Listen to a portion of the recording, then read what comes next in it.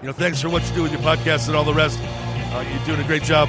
Hope everybody keeps tuning in. You get a lot of good info, a lot of insights, understandings of how to get strong, how to stay strong, how to use your strength. You do a great job, dude. You make things better than they are in real life, I think. If you don't follow Massenomics, y'all do it. Social media, website, everything. Massenomics.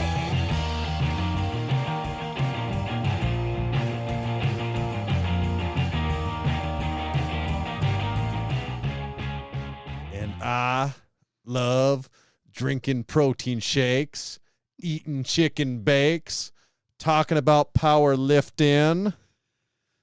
Hey guys. Oh, God. I hit the wrong button. I don't know my buttons anymore. With the twins. There it is. It might have lost some of the timing, but I'm going to edit it. You can so just you have imagine how that was supposed to go. So you have like 7 more wrong button pushes. Yeah. With the twins. You can imagine how cohesive that would have been. I have a feeling you might get a second shot at that here. Yeah, this won't be the last time we talk about the twins, will it? I don't think so. Not our first and won't be our last. But this is episode, all that talking about 407, aren't we? Twins 407. Yeah, this is episode 407 of the Massenomics podcast, the lifting podcast about nothing. My name is Tanner. And my name is Tommy, and I love quarterbacks eating dirt, pom-poms in short skirts, fans who won't quit, and... This is... With the twins. Come on, he just has to hit the same button. Well, my problem is last time I hit so many buttons that by the time I hit the right one, and I've been messing with my buttons, and I did and then you know how nobody else understands this, but you can change the color. Change the color. They're just colored position. backlit buttons, and you can move them around and change the color. And I do this color coding in my mind that's supposed to like help me remember it and do the same thing. If you can remember it, it's helpful. But as soon as the system gets out of whack, then it's all like my only 2 blue buttons are the Cool Beans buttons because of course they're blue because they're cold. But sometimes even I forget that for some reason. After hundreds of weeks, sometimes I forget that. You know what I'm not going to forget, though? I'm not going to forget about Build Fast Formula. I mentioned I like drinking protein shakes and eating chicken bakes. Yeah, when I drink them protein shakes, it's with 80-20 Build Fast Formula Nature's Protein Ratio, the 80-20, a blend of casein and whey protein that's sure to make you get them gains. Check out buildfastformula.com. That's where you'll find 80-20, their full blitz. They got their pre-workout supplements, their drink hack supplements. Take that out if you'd like to have an adult beverage on occasion. Maybe minimize those next day side effects that you may experience. We're all about the lifting hard, living easy here.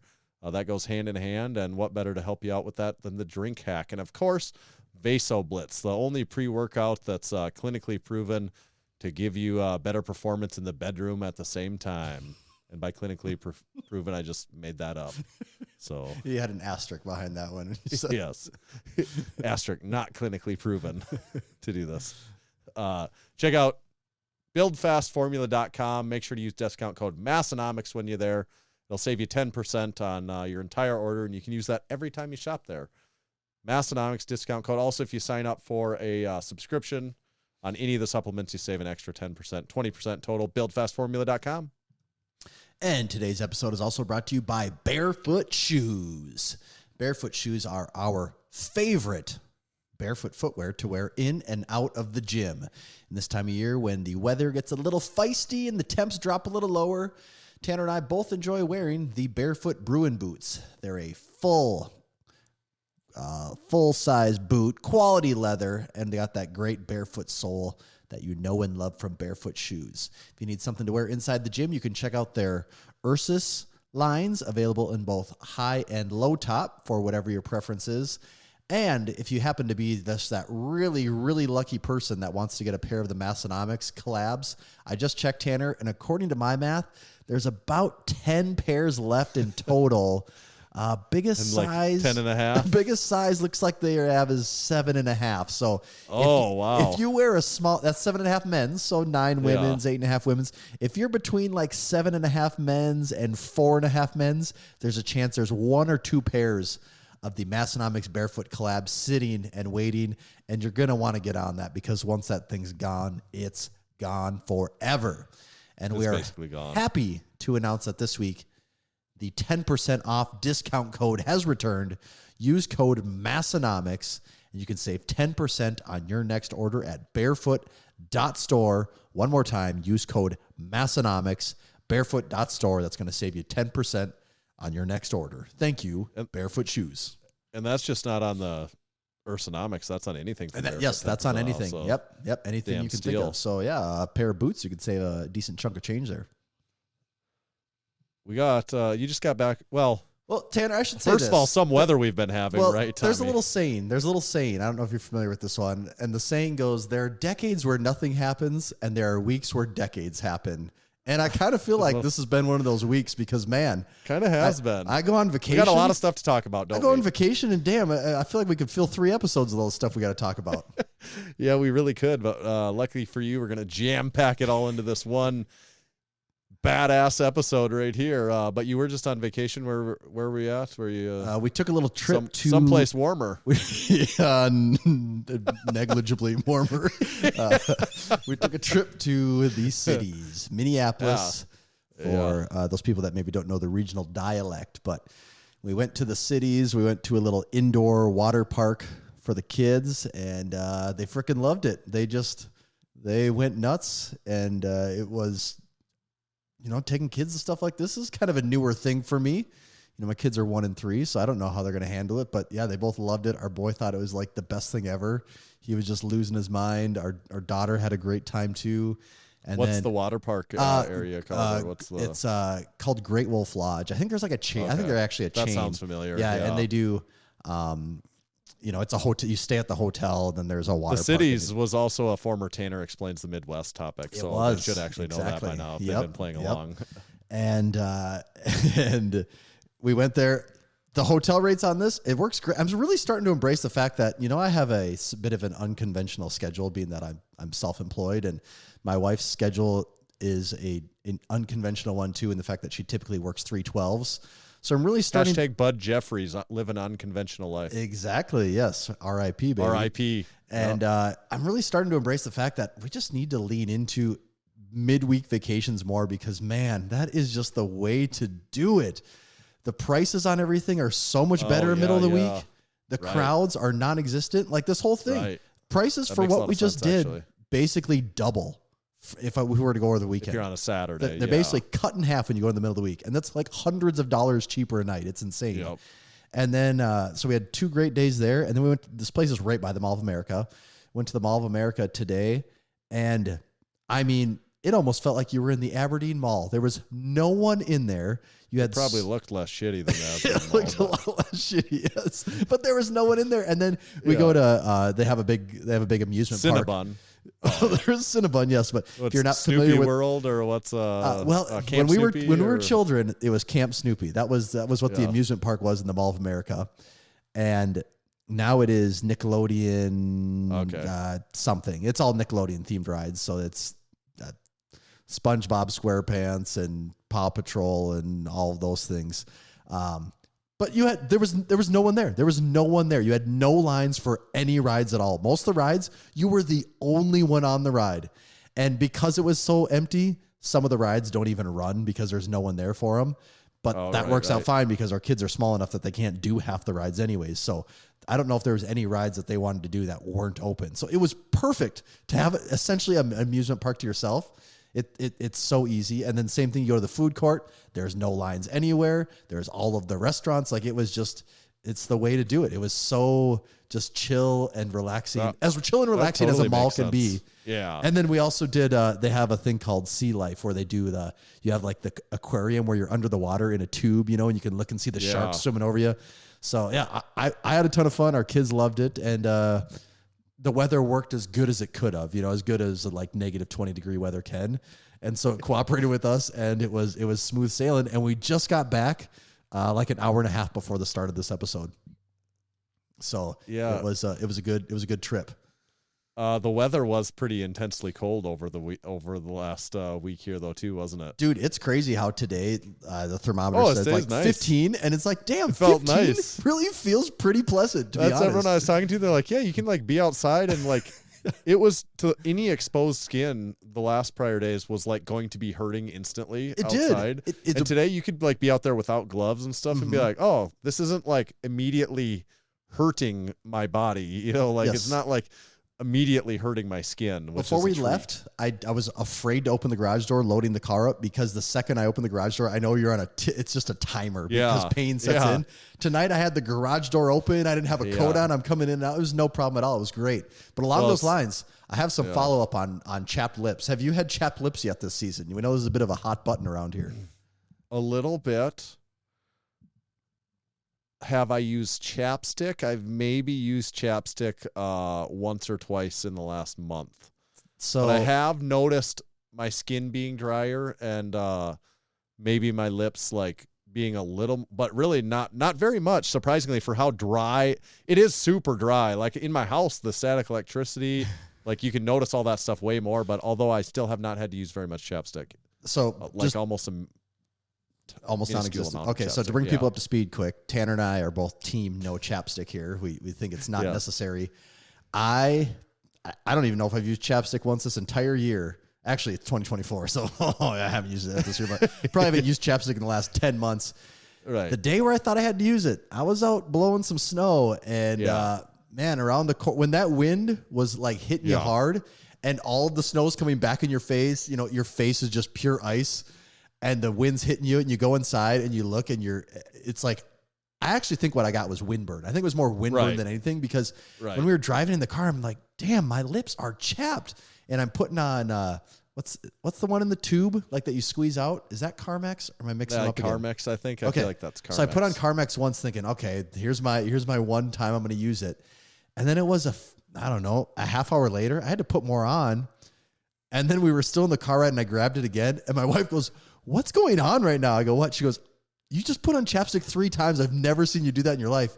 And I'm like, I don't even think it actually works.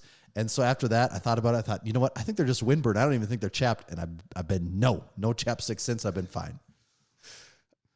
Hey, chapstick begets chapstick. It does. You know, I mean, It's we a talked about it self-fulfilling before. prophecy. Yeah, but I would allow, this is the month of the year. If you were to need chapstick, this would be the time to smoke them if you got them. I would say This is when you get the free pass. We will allow passes yeah. now, but be aware. You don't want to start any bad habits, though. no. And we still really never really got any snow out of the whole. You guys thing. Didn't? No. Oh, we got over. I mean, a our foot ground that is one white time. from back, you know, like on that YouTube video you watched when you said, hey, I'm surprised there's snow there. That's still the amount of that snow is the snow that we have from that day. It's been so cold, it's not going anywhere, Yeah. but there's really no snow. Looking ahead, we got 30-degree days in the forecast. That is going to Yeah, it knock the could snow down start so to get fast. It's away. going to be great. Yeah. Take a little 30-degree action. That- like 50 degrees warmer Yeah, than that what 50, it was. 60-degree swing, we'll take that all day. Yeah. You know what else you missed while you were gone? Well, you missed a lot of stuff, but we're right in the midst of sort of a Massenomics competition that's going on. Okay, so I got to admit, I've been almost. Did you see out my of- post in the Discord? I've been almost about- out of the Discord entirely. Yeah. And these last 3 days are to me almost comparable to the Arnold and how little I was actually on Instagram. You know, at the Arnold, it's like Yeah. at the very end of the day, you're like, what did I miss? And I ran across a post that we had that was saying something about chicken bakes, and I thought, oh, that's kind of funny. And like, it was doing the thing where like Instagram was giving it to me in the wrong timeline. So it was like, I was Yeah. seeing things in an order that was starting to confuse me even more. And then I hopped over to the Discord and I see all this talk about a competition going on. So yeah, why don't you break it all down for me? Because I believe I'm up to speed now, but there's a chance I might have missed something. Yeah, and I did put a post. I think it might have been like yesterday morning in the Discord, or maybe it's this morning. I can't remember now. It's all a bit of a blur with the chicken bakes, but I said, Tommy's been on vacation. He doesn't even know all this is going on. He's going to come back and be like, what did you do? So we have, someone did this with the Costco hot dog. They did 7 days of eating nothing but the Costco hot dog. Only consumable food that they had was the Costco hot dog. And was that post on Instagram? Because I saw that one. Yeah, it was an Instagram reel. Okay, it was somebody did someone put it in the Discord? Is that where we saw it first? Yeah, I maybe? think it's been shared a little. So and I put it on our Instagram story. At one point okay, in time, that's right. too. I was going to say, because I ran across that post somewhere. Yeah, and I said, well, I don't know. Somebody said, I don't know where it actually, I don't know the point of origin, but obviously the lines you draw is, well, why doesn't someone do it with the chicken bake, of course? And then even more turns out nutritious. everyone wanted to do it with the chicken bake. So then I put out a post. It's on practically Instagram. like saying, do you want to eat gourmet meals for a week? Right. So we're sponsoring these athletes where the deal is they save their receipts and we pay for all the chicken bakes. So it comes at no cost to them outside of maybe the side effects of eating nothing but chicken bakes for a week. When you say side effects, that's positive. It's purely positive. Just There's all, no negatives. all to that. good things that happen. So was just originally going to be one, and we had big Sam, supporting member, crew member, that was all over it right away. And I'm like, yep, you got the job. And then there was just so much demand for it. I figured, why not get 3 so we can get a variety of experiences here? So we really got see how it hits different bodies. Right. Big Sam, and we kind of have different body types. We have Big Sam, Big Grayson, other supporting member that's in on the action from Crew Falls, of course. And then the third contestant, I don't think he's not a supporting member, but he's very adamant about getting in on it. It's Big Matt McDougall. He's a Highland Games athlete, and he fit the bill. We also kind of needed a super heavyweight in on because you want the different action. body types, different regions of chicken bake. Yeah, you got to account So we for got all Grayson, variables. Sam, and Matt, and they all kind of started at the same time. So they're all about, I think, wrapping up about day 2 of nothing but chicken. So, and I They're said, still in the honeymoon phase. yeah, I said you have to at least eat 2 chicken bakes per day, and cap at first I said 5, and then I'm like, forget it. No, sky's the limit. You eat as many chicken bakes, and we will reimburse them for you as long as you finish. If you leave a chicken bake partially unfinished, that does not qualify we for do not reimbursement. believe in wasting food around here. So that's what's going on. Going to be 7 days, and we had some discussion about the rules and liquids. They can basically drink any liquids, just don't make mixed shakes. Yeah, you know, don't be in order blending them to- up, eating them. Right, but yeah. if you want to drink some milk, go ahead and drink milk. If you want to drink water, brewskis, Gatorade, I think that's fair. whatever, drink your liquids, but your food should just only be chicken bakes, and it seems to be they're all sticking to it. Big Sam said initial reaction is his wedding finger. He almost couldn't get it into off anymore because he's salt. He's And blowing up. I think he might have also said, I have a thirst that I'll never be able to quench already. That's amazing. That's good. I like that. How much of this are these guys documenting? Like in what ways? I said I want at least a selfie picture with each chicken Okay. each time you're eating chicken bakes too. All right. And if you can, any of them can get any little video snippets, that's fine. Because obviously at the end of it, we'd like to make like a little bit of a reel, maybe one or 3 of them. I'd love to hear like maybe a get daily, just like even some closing testimonial. yeah, from them or when even it's all said and done. a few maybe like daily wrap ups, especially towards. I mean, every day would be awesome. They've all been kind of doing on an Instagram, and I'm sharing those also, so people are following along. I think on the Massenomics Instagram a little bit. Good. I got to be honest. Maybe the one that shocked me the most was seeing Grayson said he's journaling his thoughts each meal. Good. Seeing Grayson take this on, I kind of thought Grayson was a big time macros guy, so I was pretty shocked to see Grayson. Well, he probably is. That's why he thought. Yeah, true. I'm not sure the sodium levels fit what he would consider in his macros, but outside of that, yeah, it's a win-win, I guess. Yeah.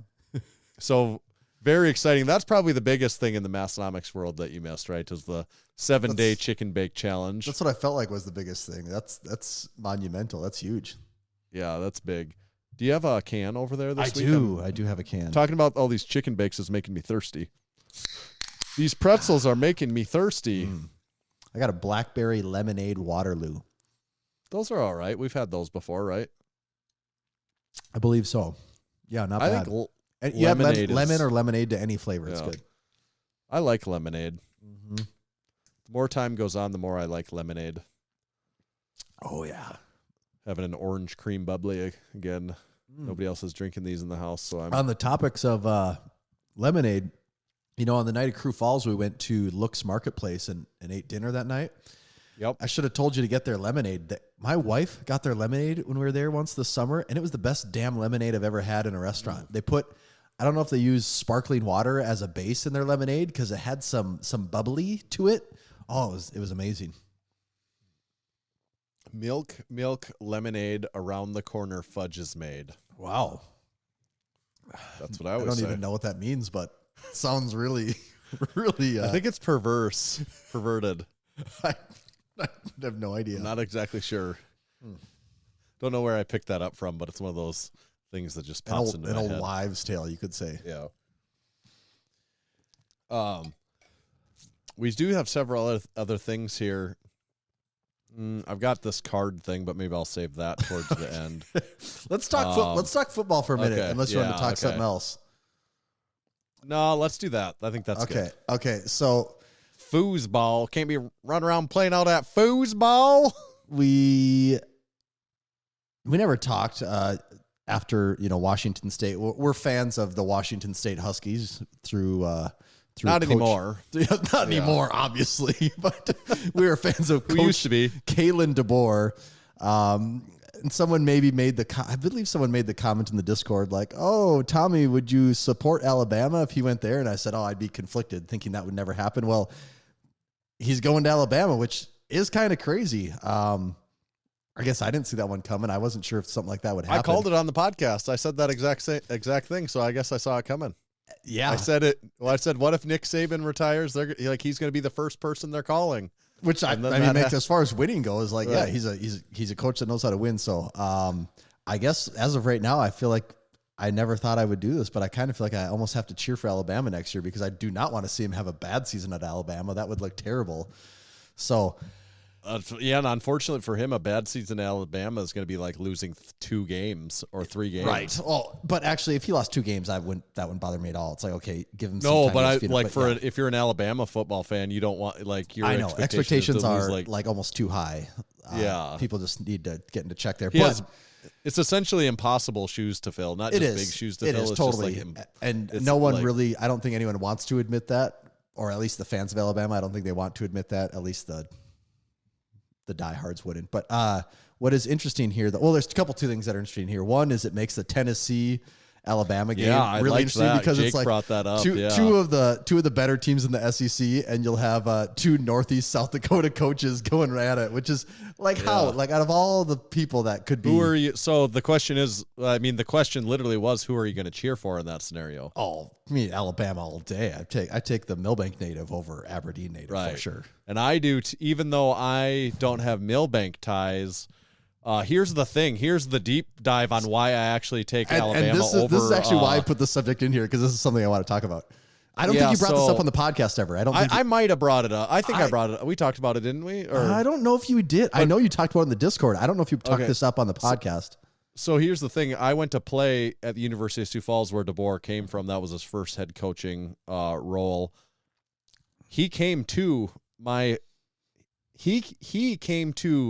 school, my 9-man football school, twice in that winter of like 2005, and recruited me after 2 basketball practice. He was there as me and another guy on my team that he came to recruit twice. I ended up going there. Was it Big Tron? Was that the other guy? He was no. Big Tron was long since gone to SDSU.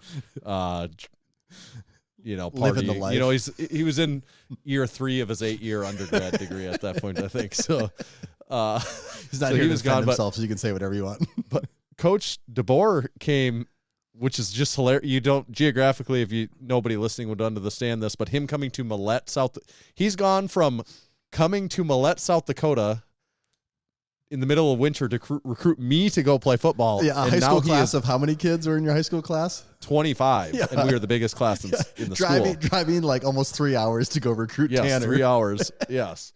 And now he is out the coach of the most, arguably, or maybe not even arguably, the most prestigious college football program in the world. That kind of arguably the most prestigious coaching job in the United States. I don't know. You can make cases for that, but they're certainly up there. But the flip side of the coin. Well, But before you say that, though, Tanner, I wanted yeah. you to tell that story because I wanted to say, I think by the transitive property, you've basically been recruited to play football at Alabama at this point. That's exactly right. So I ran into someone at our local, I go to our local college basketball games all the time, and I ran into someone there, and they know the story, and that's the first thing he said. He's like, "You've basically played at Alabama now," and I said, "Yes, that is correct. I have basically played." I was recruited to play at Alabama. Essentially an Alabama football alumni. I had to walk away. Forrest Gump and me both. But Coach Heupel's father was the coach of of Western Northeast South Dakota's local college football team when I would have been going to college. And the reason I'm cheering for Coach DeBoer over Coach Heupel's son is that he barely made an effort to recruit me. I was recruited to play for him, but it was really piss poor. You were an afterthought? I was an afterthought all day. There was like a minuscule scholarship amount on the table for me.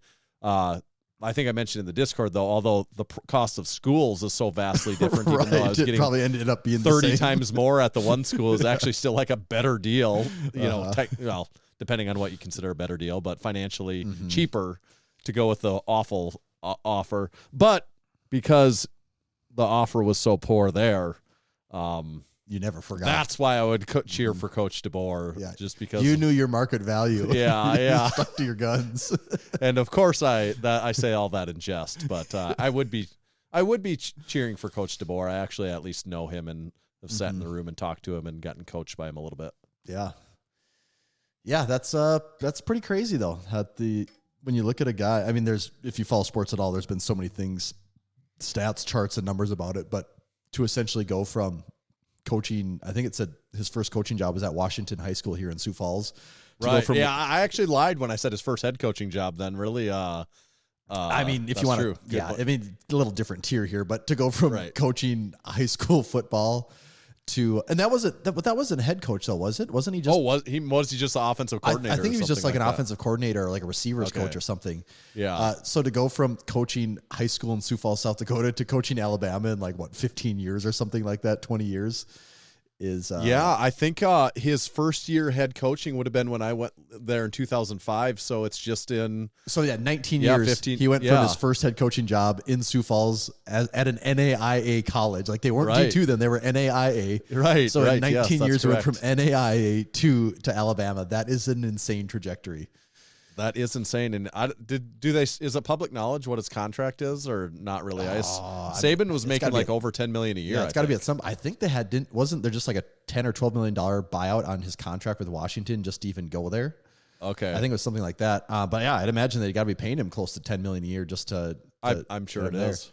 And then the other one that I thought was funny, one of the comments that I'd seen on the internet was something along the lines of like, imagine telling Alabama fans that their coach after Nick Saban would have been Fresno State's head coach in 2019 or something like that. And it's like, you go from Fresno State's coach to Alabama in 5 years is nuts. It's crazy. You could see I could totally see it playing out though. I see exactly what, I mean, you can either go after, I don't know, some old names that have already gone around the block a couple times, or do you go for the person that there's seems no to be guarantee. There's no guarantee. And that's the thing. This is all speculative. No one knows. There's been hires that look perfect on paper and they totally explode. Also, there's so many factors that play into anyone winning or not winning that it's just like the president of the United States to get political, but not actually get political. Whatever people think the president is or isn't doing, well, there's also a whole bunch of other people involved on it. I draw a parallel of that to the head coach of the football team. Where, and then you talk about recruiting and all that. And then, I mean, that's its whole own thing. And then you add in NIL, which is still almost uncharted territory in this day and age. People don't even know the consequences of what that will or will not have on the sport 10 years from now. Right. Our guest has arrived, Tanner, if we want to. Should I do a quick supporting our supporting members segment? I think so. While you boot some people out. So this week on Unpaid and Underrated was Big Andrew. I thought that was a particularly good episode because I didn't really know that much about Big Andrew. I know him from Discord and Instagram and stuff like that, but he's one of the people I haven't actually met in person yet. I think he's signed up for the Lift Hard Live Easy Classic, if I remember right, but I enjoyed that episode. getting to know him better. I don't think we have met him. No, I don't think we have. Yeah. I'm pretty sure we have not, but he's interesting and certainly very aware of his name and all that, of course, but is just now I understand him way better than I did before, so that was cool. And I also never mentioned it. Well, let me do this first. Big Jesse had a powerlifting meet this week. He hit a 515 squat, a 340 bench, and a 530 deadlift. So well done, Big Jesse. And then I forgot to mention last week's guest on Unpaid and Underrated was Big Trond. And yes. Tron knows how to mention Tron. He knows how to pen a ballad. Yes, that would be the thing. Also, I feel like I have known Tron for a long time, and I just never enunciate his name quite correctly, and I just really emphasize that fact to me when I listened to them say it on the podcast Tron. where they're Tron is, and I just I feel like I don't speak it that way, that I just like the D just falls away when I say it normally, even though I know it's there. I just don't enunciate that. I know what you mean. Yeah, I can see that. And you can do that with people's names after a while, I think. So when you know someone, you can take liberties with how you say it. But on his episode, Big Tron released the I'm Just Crew, the first Massenomics adjacent hit single to hit the airways. I'm Just Crew, a parody of I'm Just Ken, right? From the Barbie. I don't know. I've never seen the Barbie movie. I haven't seen that movie yet. It is on my watch list. Has Tommy seen it? No. It's kind of up there to me with Don McLean's American Pie as far as just really taking you on a trip of the world. It's a really good song, and I don't know what the best way to listen to it is. Like, I don't know what we have. There's links on, I think if you go to Unpaid and Underrated's website, they've got a link to the song. I think if you go to the Spotify top charts in America, you'll find it up there. It should be on the top. So thank you to all our supporting members. That's something we do for all of anyone that becomes a supporting member. You can go to massenomics.com/join. That's where you sign up. You get shout outs like this each week. Also, we get special discounts that are just for you. You also get information on upcoming drops. You get early access to signing up for our meets and stuff like that. So please become a supporting member. We'd always love more in the crew. You get in our Discord. That's the only way you get to our Discord community too. Do you want to read an ad kick quick? All those? I'll boot everyone. Yeah. Okay. I want to tell everyone about Juggernaut AI. Come with me if you want to lift to your full potential. All I need is your individual differences, your height, your weight, your weak points, and actually quite a bit of other information that I can't all rattle off in my terrible your Arnold sleep habits. Yes. Whether you're you trying actually to need a lot of information from you. It takes like 30 minutes to an hour to even just get this started to set up. So my point there, it's pretty thorough. It's a lot more than what you might think of when it comes to an AI, quote unquote, AI based training programming. So check out juggernautai.app. That's where you can learn more about it. When you choose to get signed up, that's where we want you to sign up at, because that's where you can use discount code Massenomics. It's a training that Tommy and I have used for quite a period of time now. Many people in our Discord community have used it. A whole bunch of Massenomics gym members use it. What I like is it will lead you right up to a testing date, or for most of us, a lot of us that compete in any form of powerlifting, it'll lead you right up to that peaking for an actual powerlifting meet. Find out more. You can even get a free trial if you want to, juggernautai.app. All right, should I let our guest in?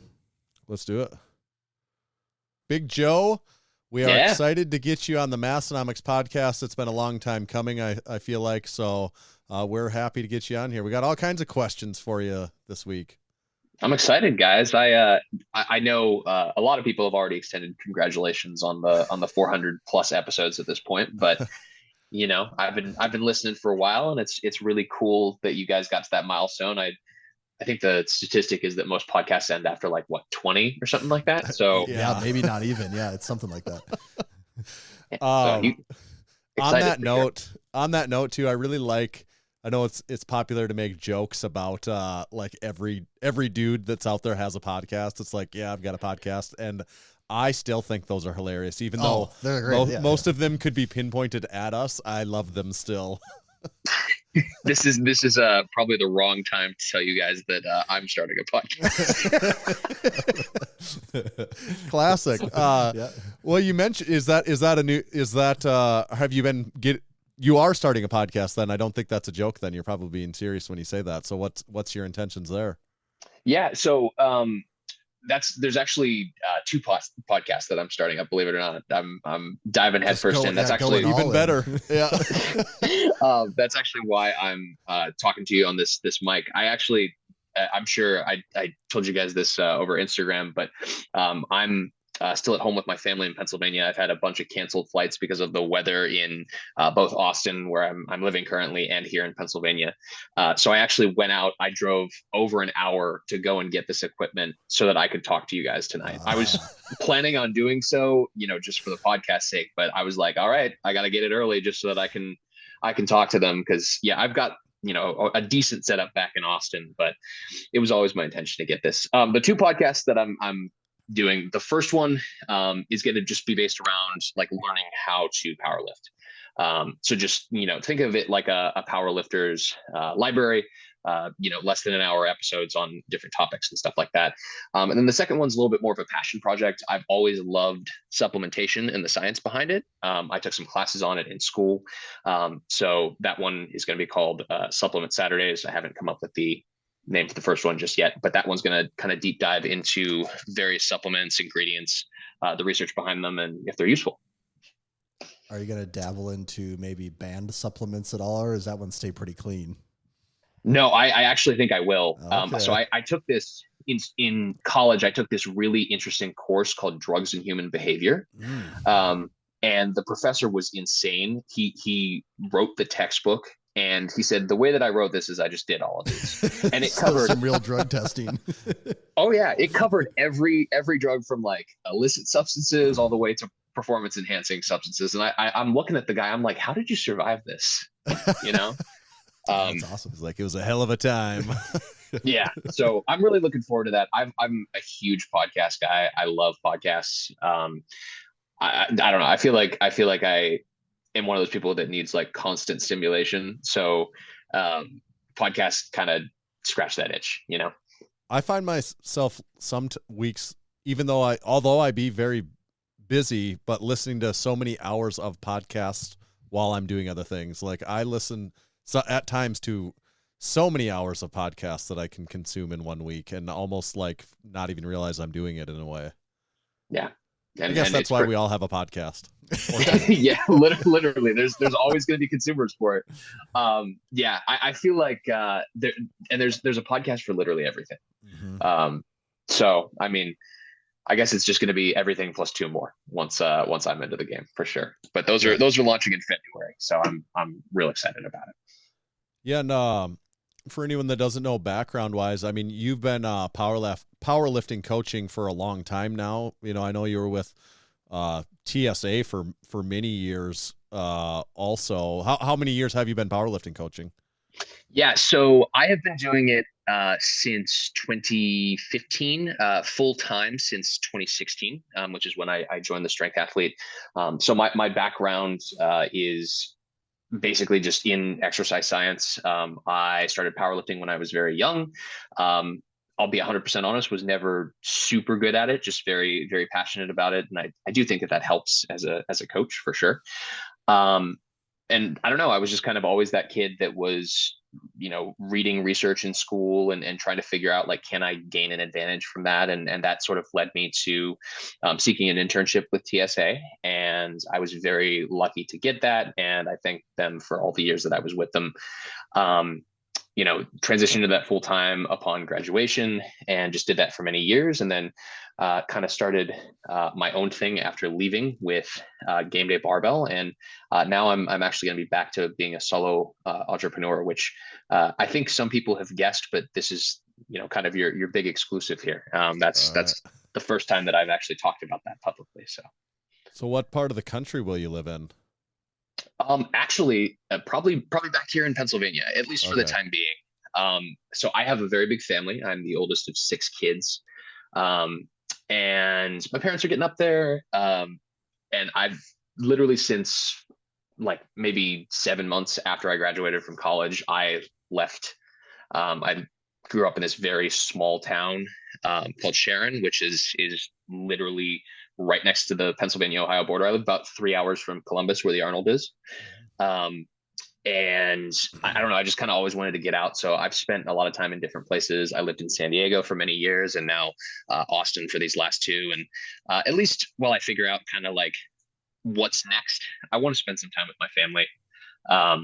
Even just being here for like the last month for the holidays, it's been nice to kind of feel sort of reconnected to my parents. Like you really don't, until you spend long periods of time with your folks after you've grown up yourself, you really don't realize like, oh, my parents really didn't know what they were doing either. They're kind of just making it up along the way, just sort of like we all are. And I don't know, I'm looking forward to that. So yeah, probably here in Pennsylvania. Long term though, I have no idea. I really got to figure that out. Probably somewhere warm. It's about 5 degrees outside right now. So yeah, that's kind of warm compared to South Dakota. So. We've been, or you said, growing up in Pennsylvania, not far from the Ohio border. Listeners of the show always love, we have a burning geography question that comes up repeatedly. And that first question, it's a 2-part question, so I want to get your answer on both of these. First one, is Ohio in the Midwest? I would say no. No? Okay. Any further reasoning for how you get to that conclusion? Maybe it's just that I've kind of been all over Ohio, and it sort of just, it feels just like Pennsylvania, and Pennsylvania is kind of considered the East Coast, just like the people that you run into and like the culture. It really just kind of feels like I'm in Pennsylvania, like they just stretched the state further. Okay, so that you already answered my second question, which was, is Pennsylvania in the Midwest? And you clearly don't think it is. I don't think it is either. But what would you say if someone thought that Pennsylvania was in the Midwest? I would think that they've never been to Pennsylvania before. I believe that is also the correct answer there. Yeah. Like we don't have a lot when it comes to Pennsylvania. Like at least here in Western PA, I think like the best thing we've got like culturally is that we say yins to describe a group of people. Yeah. And Pittsburgh toilets. You got that. Yeah. Yeah. There you go. That's something. Yeah, and there's a Promani Brothers. If you guys have ever heard of that, that's a Pittsburgh sandwich company that they have like a really solid sandwich, like homemade bread, all that good stuff. But their claim to fame is they put the coleslaw on the fries that typically goes on the side on top of the sandwich, like on the sandwich it between the bread. It's good stuff. But yeah, other than that, we don't really have much. So it's just like if you don't know that, it's just like that's just kind of one of the things about Pennsylvania that you just like where's the actual like culture, whereas like the Midwest, there's things that people in the Midwest are just kind of known for, so that's what I would say. Yeah, so far you've passed. Yes, Ohio is not in the Midwest, so we can continue the show from here in good faith. So you do have a big natural powerlifting background. That's something that the TSA is about. I assume something that you've been about otherwise. So you have a deepest knowledge within like the USAPL, Powerlifting America, that sort of group. We had Big Steve on not too many weeks ago. I suppose it's been a few months ago now. Maybe this is back in November or December. We had Big Steve on, and he's kind of operates in that same space. I assume you two are probably, or you're not sworn enemies or anything like that, are you? No. Steve is a good dislike for each other. He slept on my couch actually, so we cuddled a little bit too. Yeah. Okay. Don't tell his wife. He probably doesn't take up much room on a couch. You could cuddle with him, so he's surprisingly tall in person. I don't know if you guys have had the chance to meet Steve in person. Yeah, we have. Yes, we have. I think we meet him. Have we met him? No, we didn't meet. No, we just met Angelo. No, I think he came a couple years ago to the was booth, it? though. This last year, I don't think he came to the booth at the Arnold, but I think he came a few years back. Okay. So it's been a while. Yeah, he's surprisingly tall. Like I don't know. A lot of people tell me that I'm. Yeah, a lot of people tell me that I'm tall. Like I get that a lot for some reason, and I guess people are just like short in powerlifting. Absolutely. I'm not that tall. I'm like maybe 5'10" on a good day, but yeah, I don't know what. I guess when you coach Austin Perkins, you look tall all the time, no matter what. And do you coach Angelo also? Then is I that do. right too? He says Oh. hi, by the way. I was just talking. We won't to him. hold that against you. We won't hold that against you. No, he's all right too. We've had him on the podcast a couple times also, but he's also super short too, right? He's in the short lifter gang. Yeah, short kings as they like to say. Yeah, he's definitely in that category. But I mean, hey, that's kind of the sport of powerlifting. You know, generally speaking, most of the really successful lifters tend to be a little short for their weight. Since we do like to have fun with Angelo at times, and we like to have fun with Two White Lights also and stuff. Is there anything? Trying to think of the question here, but in regards to Angelo, what's the most difficult part about coaching him aside from his bench press in general? Damn. Okay, I was gonna say the easy answer is his bench press. Yeah. Aside from just overall his bench press. So Angelo is the type of lifter that I was actually just talking to him about this before we got on here. He's the type of lifter that is very self-aware. And as a result, he can be very analytical. And that helps him a lot when we're kind of going back and forth after a session, because it makes my job easier in that we can kind of speak the same language and sort of talk back and forth about, technique and fatigue, basically, everything you would talk about with a coach. But it hurts him in the moment because he tends to start thinking too much, particularly like if we've had a string of like difficult workouts, which the end of his last block was kind of difficult for him. He'll start thinking a little bit too much. And as a result, it'll just continue to throw things off. So I oftentimes I don't really have to make changes to his program or even technique. It's more just like, Angelo, just pull, dude, just bench, just squat. And honestly, if I can get him out of his head like that, he usually, gets back to it. That makes sense. That's probably like not an uncommon thing for people at a pretty high level too, where it's like, yeah, you don't, he knows how to deadlift at this point in time. There's not huge changes, alterations to be made to his technique on lifts. Maybe there is sometimes, but like for them, that kind of makes sense. That's someone that's kind of made it to that level, I would feel like. There is a phenomenon that I see, particularly in like the higher level lifters that I work with, that I call technical drift, that happens a lot, where suddenly like we just have forgotten how to do one of the lifts. So one of the things that I like to do is I keep a notes file on all of my lifters, and I'll sort of break down the different cues that I know have always worked well for them in the past. And you would not believe how many times I'll kind of have to re-say the same thing to somebody over the course of my coaching them, because they'll get to a point where they'll change like one little thing. Like I was just talking to Austin, and he said deadlifts were feeling a little bit off. And I look over the course of the past couple of sessions, and he's slowly been inching his deadlift stance in. He didn't make that decision consciously. I didn't tell him to do that, but yet it's coming in somehow. So as soon as we got back to his normal stance, they felt fine. It's amazing how often that'll happen. I mean, it happens with every kind of lifter, don't get me wrong, but for some reason, particularly with like the super strong people, maybe it's just more noticeable because they're moving so much more weight, and then suddenly they're not, I could see that too. Or even the change in stance is definitely going to be noticeable, but maybe sometimes it's even just like this lifter was always great at like maintaining great upper back tightness in whatever lift it is, and all of a sudden just over time they almost maybe take something for granted, or becoming a conscious effort, and it just slowly over time drift away for that. I can totally see that too. Yeah, I like to have my athletes just kind of like look at that list consistently, and even if I don't want them to be constantly thinking about cues, because like I said, then you get into that Angelo territory where you're just kind of thinking way too much and just kind of need to do it. And I mean, if you look at the science behind movement acquisition, we move to a point where instead of doing several different parts to make up one movement, it's just our nervous system is squatting, benching, deadlifting. And we always want to try to get to that point whenever we're training.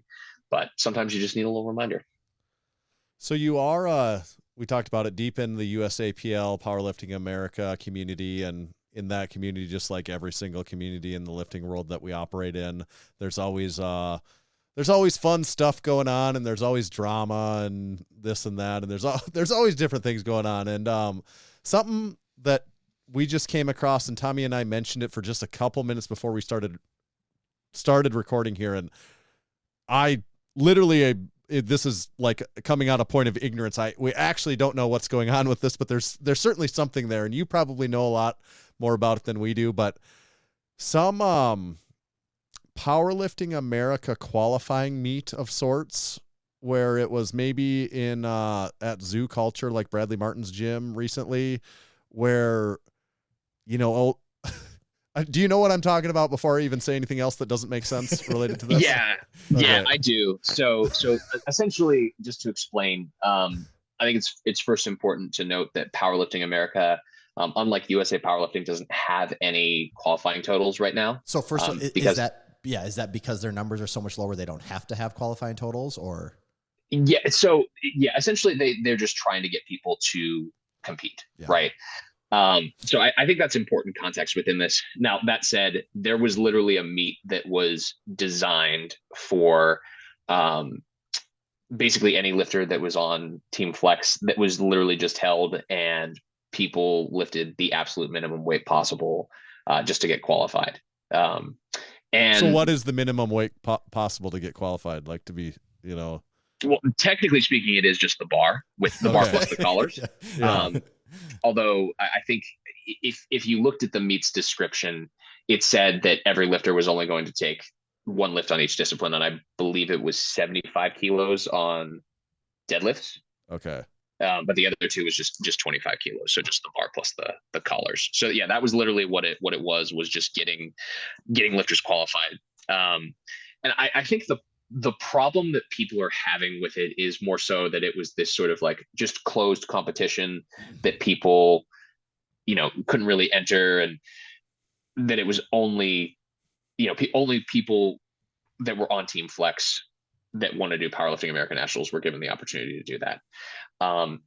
Me personally, like, I can tell you that Austin, when we decided that he was going to make the switch, we took a token meet, and there have been similar meets that have happened recently. Like, I know there was one at Palmetto State Barbell. If you guys know Marshall, who does all of the social media for powerlifting now, that's his gym. Similar thing, like lifters had the option to go all out though. And I think that's kind of that plus like the exclusivity is where people are just kind of clowning on the Flex crew. If I'm being honest, I don't really see a huge problem with that. Not that I necessarily like, not that I think exclusivity is a problem per se. I don't know. I think that if you were in that situation, you would probably do it too. Well, and I think it's more of a reflection on Powerlifting America. Like, it's okay, they did something that's within the rules, right? As long as they weren't breaking the rules, it's more just looks dumb for Powerlifting America that it's just like, all right, anyone can do this. I mean, assuming they had a legal meet and everything. Yeah, to me, it reflects more on Powerlifting America than I guess it just starts. It just feels like a little bit of a it feels like a little bit of a farce kind of where then I'm like, why do you even have to do that? Well, but then I'm like, right. I guess there needs to be something, but why? But again, that's Powerlifting America, though. Again, is where it comes down to, right? Like, that's where the optics are. Yeah, and I mean, so I think that for the sake of argument too, like, one of the other reasons why, like, you typically have to qualify for a competition, like if you're going like the traditional USAPL route, like that also gives USA Powerlifting the chance to drug test you and to catch you if you're one of those cheaters. But as you guys know from your episode with Steve, that doesn't happen at every local Powerlifting America meet. So I kind of have to agree. Like, at that point, it should just be like, just sign up. Right. I don't know. Nationals. Yeah, that seems. And that was kind of the way that it was in USA Powerlifting before the national meet really exploded. I can remember 2015, which was the last time that I did Raw Nationals, was the first ever 1,000 lifter national meet for USA Powerlifting, and it ran really well. But from there, they decided to implement qualifying totals just so that it would be, easier for people to organize the competition and for there to be an actual barrier to entry, for it to actually start to mean something. And mind you, they weren't like crazy qualifying totals that first year. And a lot of people would argue that they aren't crazy qualifying totals now. But I think in Powerlifting America's case, like if it is your intention to make Powerlifting America into like the destination to lift in, the federation to lift in, I think it would just make more sense to, at that point, just to say like, you don't really need to do it. I mean, just people want to do nationals, and sure, that'll mean that there will be some people that kind of don't know what they're doing nationals, but like, but doesn't that look better than every year? It's just like, oh, okay, we just know like these 100 people are all going to do just a token meet. Like, doesn't that start to look dumb if that happens year after year? Yeah, exactly. And I do think that that probably will go away next year. I'm sure we'll get into it, but especially considering the sentiment online, I think we're going to see a little bit more of a shift towards Powerlifting America. So they'll kind of need to do it in order to make sure that they have the personnel. Because right now, Powerlifting America definitely doesn't have the infrastructure to support a huge shift over from USA Powerlifting. So I think in order to keep their meet directors in states, like their numbers are really low on that currently, aren't they? Yes. So they're definitely expanding quite rapidly from what I've seen like on the calendar. But it's still nowhere near that. And there's still going to be situations where a lot of lifters have to travel very far just to do a competition. And I mean, in that vein, that could also be part of why they've decided that you need to do at least one competition, besides just like, some people will do it and not necessarily know the rules of powerlifting, which is one thing. But they're probably doing it in service of those meet directors, so that they get people that actually participate in those competitions. Yeah. Yeah. So that's Powerlifting America. So that's it. That's all of Powerlifting America. Yeah. So that's the whole thing. And then on the flip side of the coin, USAPL. What's the story on the Raw Nationals sign up, or you explain that there again, something I can't explain, but I just know that there's a thing. Yeah. How do I best summarize this shit show? So I guess it's best to start last year. Myself and a few other coaches that have a lot of, lifters in nationals traditionally, all noticed that like the number of people that had entered nationals was getting kind of high. And so kind of high. When you say kind of high, what number are we talking here?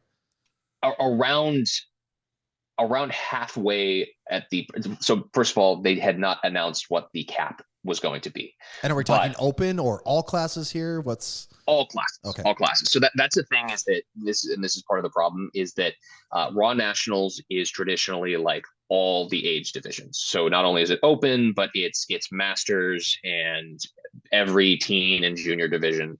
So there's a lot of potential signups, right? So we were kind of noticing that it was about half of what we were thinking they were going to cap it at, just kind of based on, past years, number of people that they've needed, that sort of deal. And so literally all of us just put out a blast to all of our lifters all at once. Email, text, close friend story, all that good stuff. And obviously several of the people that we coach also coach. So they were telling their athletes, and then it just started like a wave. And this was during collegiate nationals for USAPL. Just to back up. So what are you telling them though? Or what are you blasting out to them? To go sign up. Oh, to go sign up. Okay. Because there's a good chance that it's going to fill up pretty quickly, because we had noticed that the numbers started to jump a whole lot. Actually, I think it was Steve, believe it or not, that originally noticed. So I guess we blame Steve on this one. I blame Steve on everything. But yeah, so basically that started a wave, and literally people were lifting in collegiate nationals, and they were like pulling out their phones to try to sign up because of how fast it was starting to happen. So I think what ended up happening this year, so long story short, something similar happened, except it filled up in like 6 hours. So registration this year opened at midnight on Sunday. Because of course, right? That's the time to open a meet registration. Yeah, which I think maybe that was done to try to like curb people from signing up, but I think it ended up having the opposite effect. Yeah. Yeah. And yeah, so they had previously announced when it was going to happen, just once, mind you, just once. And they had announced that there was a 1,200 lifter cap. What they didn't announce, and this is an important detail, is that there was a cap on the number of lifters per day as well, which a lot of people are mad about.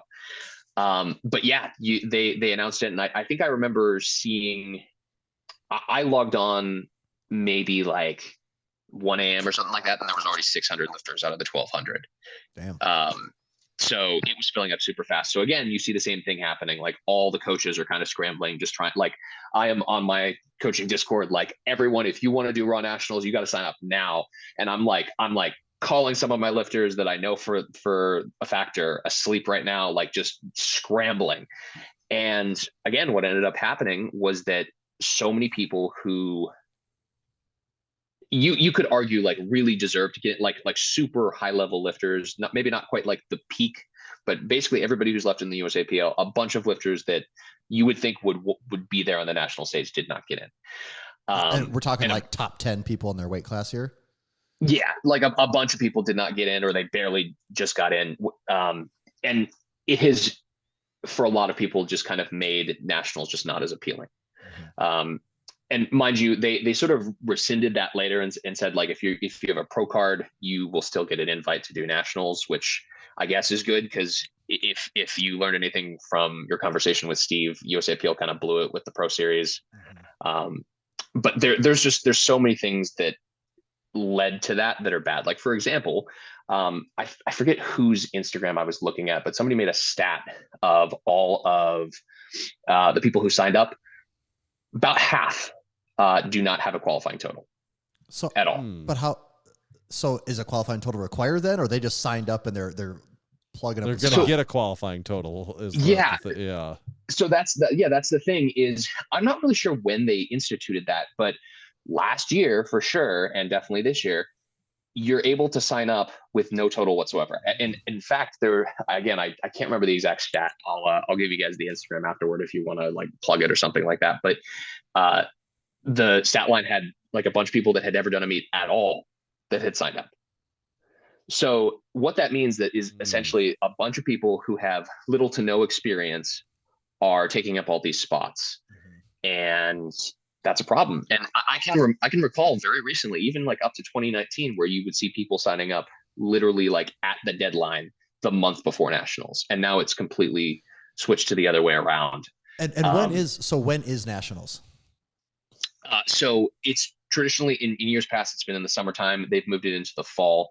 I forget which week in September it is, but it's in September. So September. And so when did registration open then? Like, when was that crazy day when that happened? This past Sunday. Sunday into Monday. Okay. Damn. Okay. So they got this open like 9 months ahead of time to. Interesting. Yeah. So there's just a lot of like angry sentiments online, and I feel like, and this is the problem with powerlifting federations in general. Don't get me wrong. One of the problems. There's many.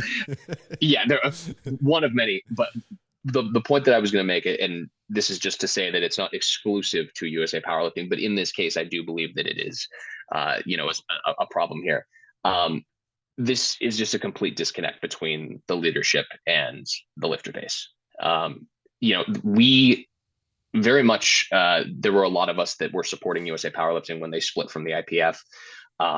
The idea of the pro series seemed very appealing, and they've butchered it. And I would not be surprised if after the Arnold, they get rid of it completely, because the pro lifters don't want to do it. There's no structure to it. Nobody knows what's going on. Nobody knows like what pro status is. Like there's no public communication about it whatsoever. And I think that's just kind of been the problem that a ton of lifters are calling for in general, is for communication to be better and to feel like you're actually having input on what's going on in there.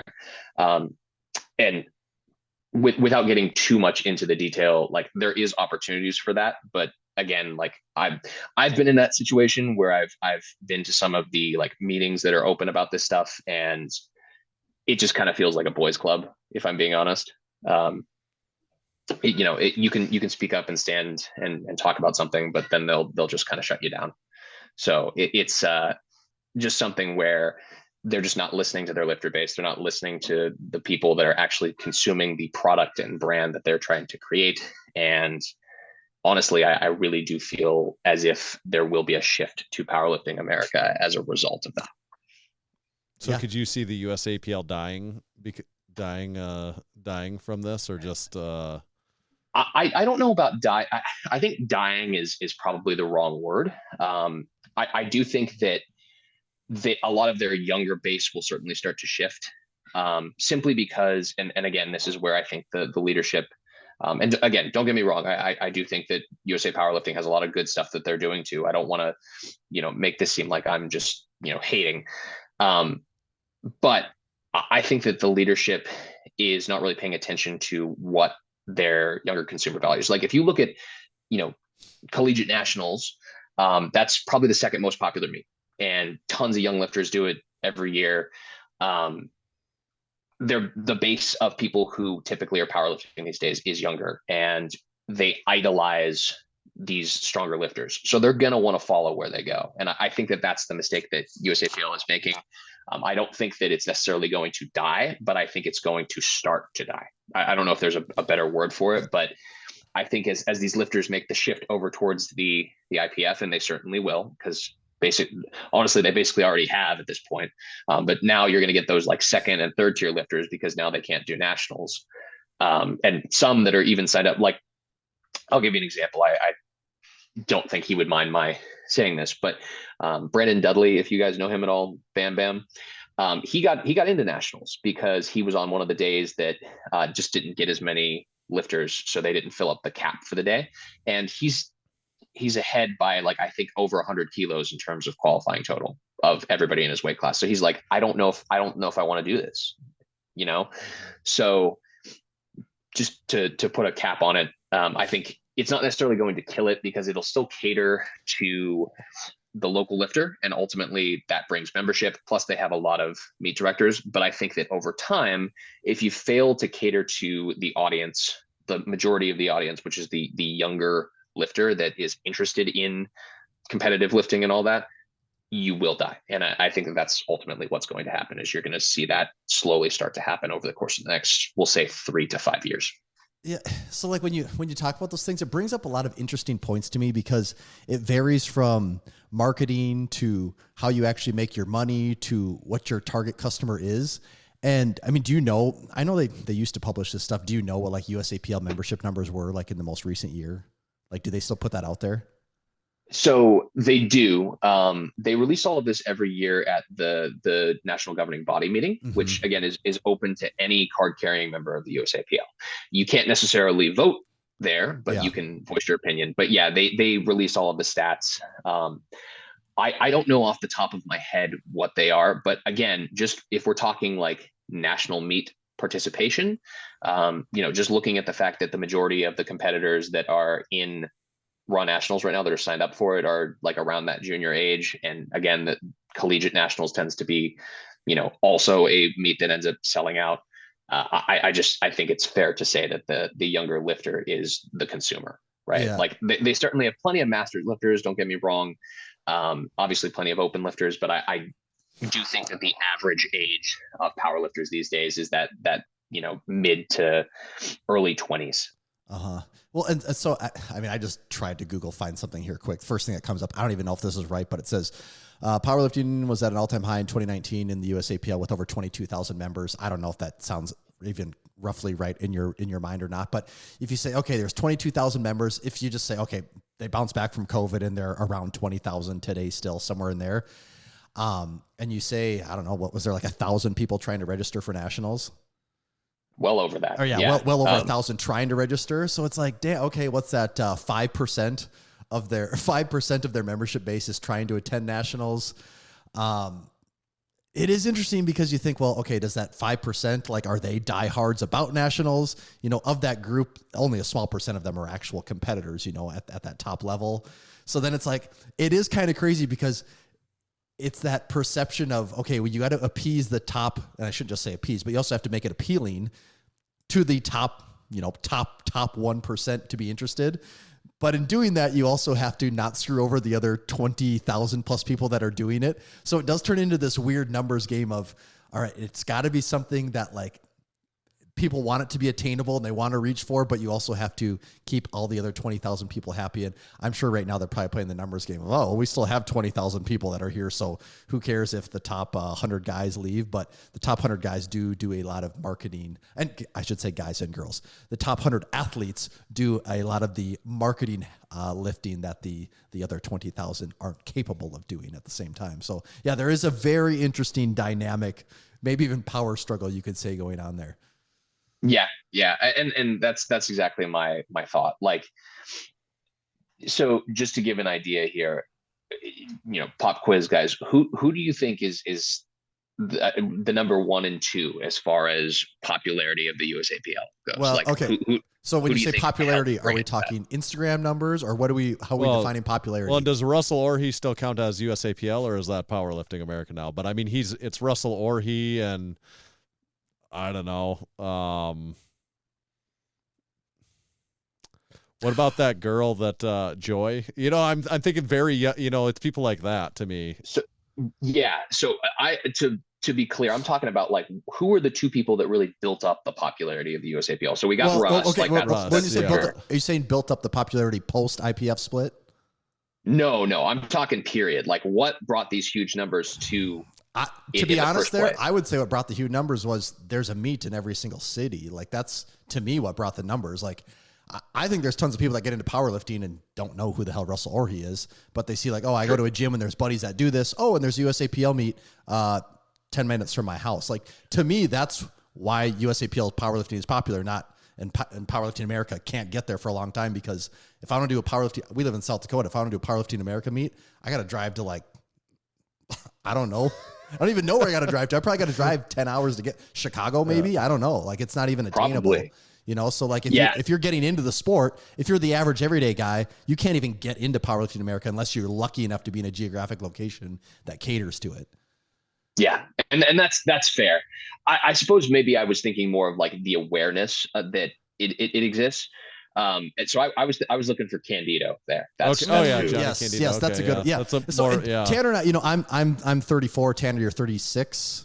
37 almost. See, Yeah. and like Oh, when wow, you you guys look so young. when you say USAPL, I'm like, dude, Brad Gillingham is like we're saying like Right. names like that come to mind for some of us. Right. It's like, we think of like Bryce, even Bryce, Yeah. and Bryce and other people like that, and like there's so many kids now that those names don't even Ray mean anything. Williams, but like that stuff doesn't. Yeah, It's just like you become less relevant really fast too, and and it's funny because the 20-year-old lifter, they don't care about Bryce or Ray Williams even at this point at all. Like it doesn't mean anything to them. Yeah, like they don't know who that is probably almost. because it moves so fast. It's just as an aside, it's so funny how like everybody uses RP, but like if you asked like, your average like sub junior lifter, like who Mike T is, they'd be like, who?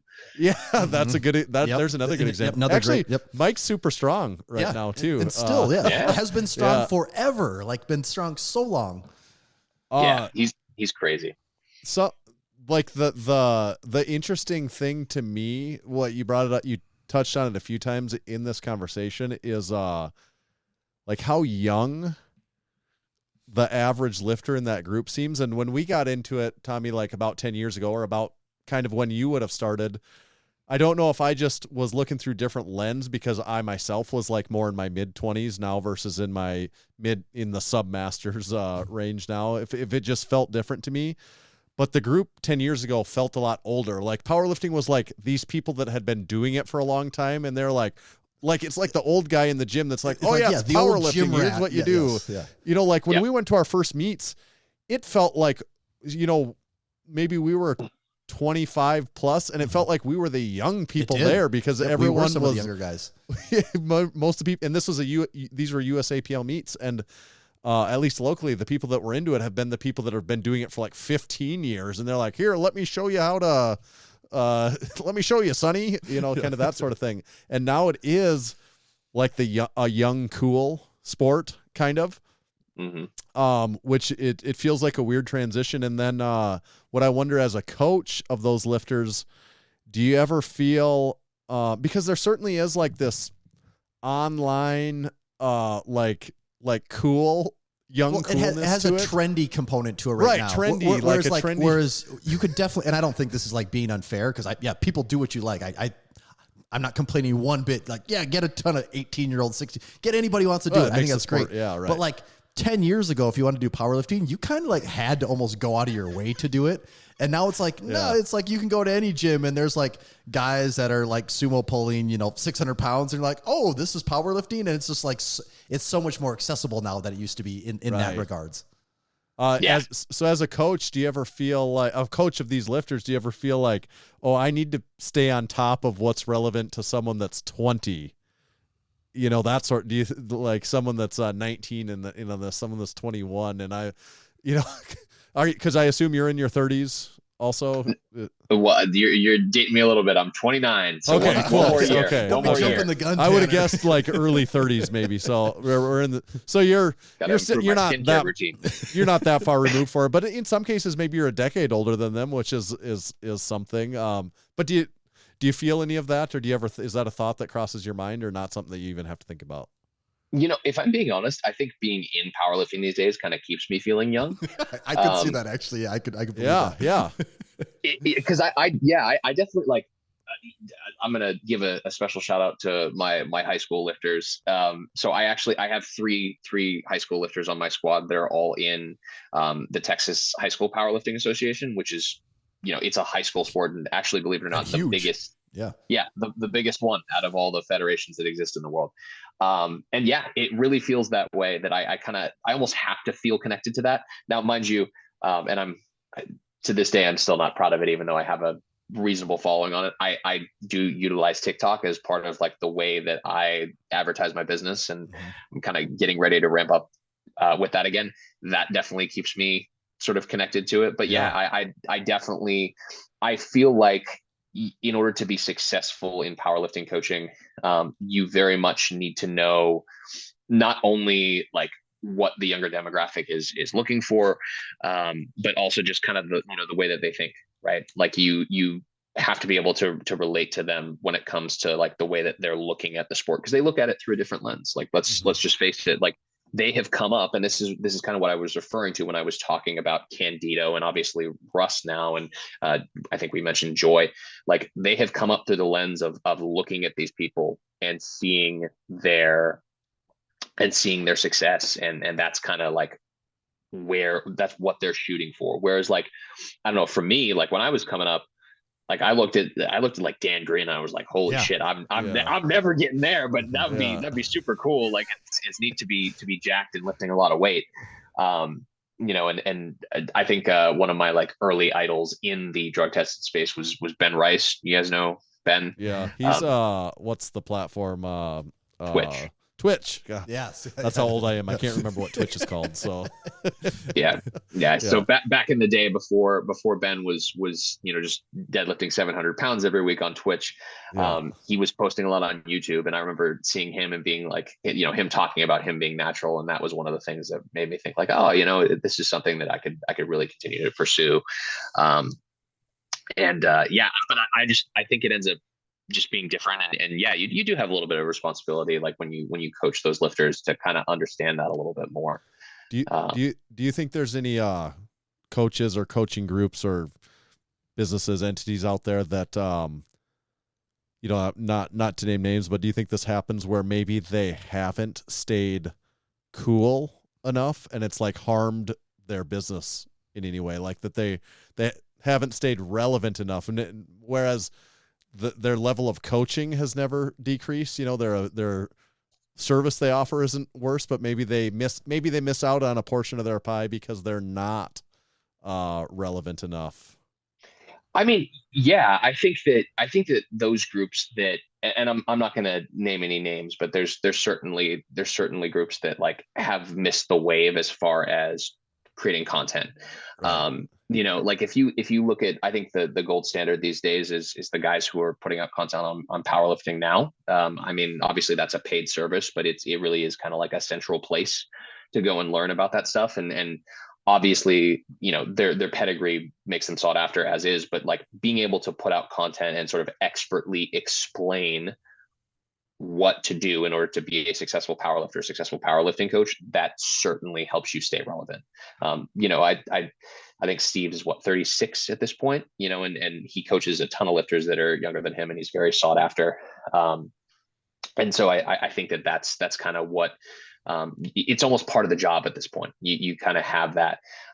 Now the key with it is to make sure that you balance it out. I'll be the first one to say that, content production can be super duper time consuming, especially if you're wanting to put effort into it. Yep.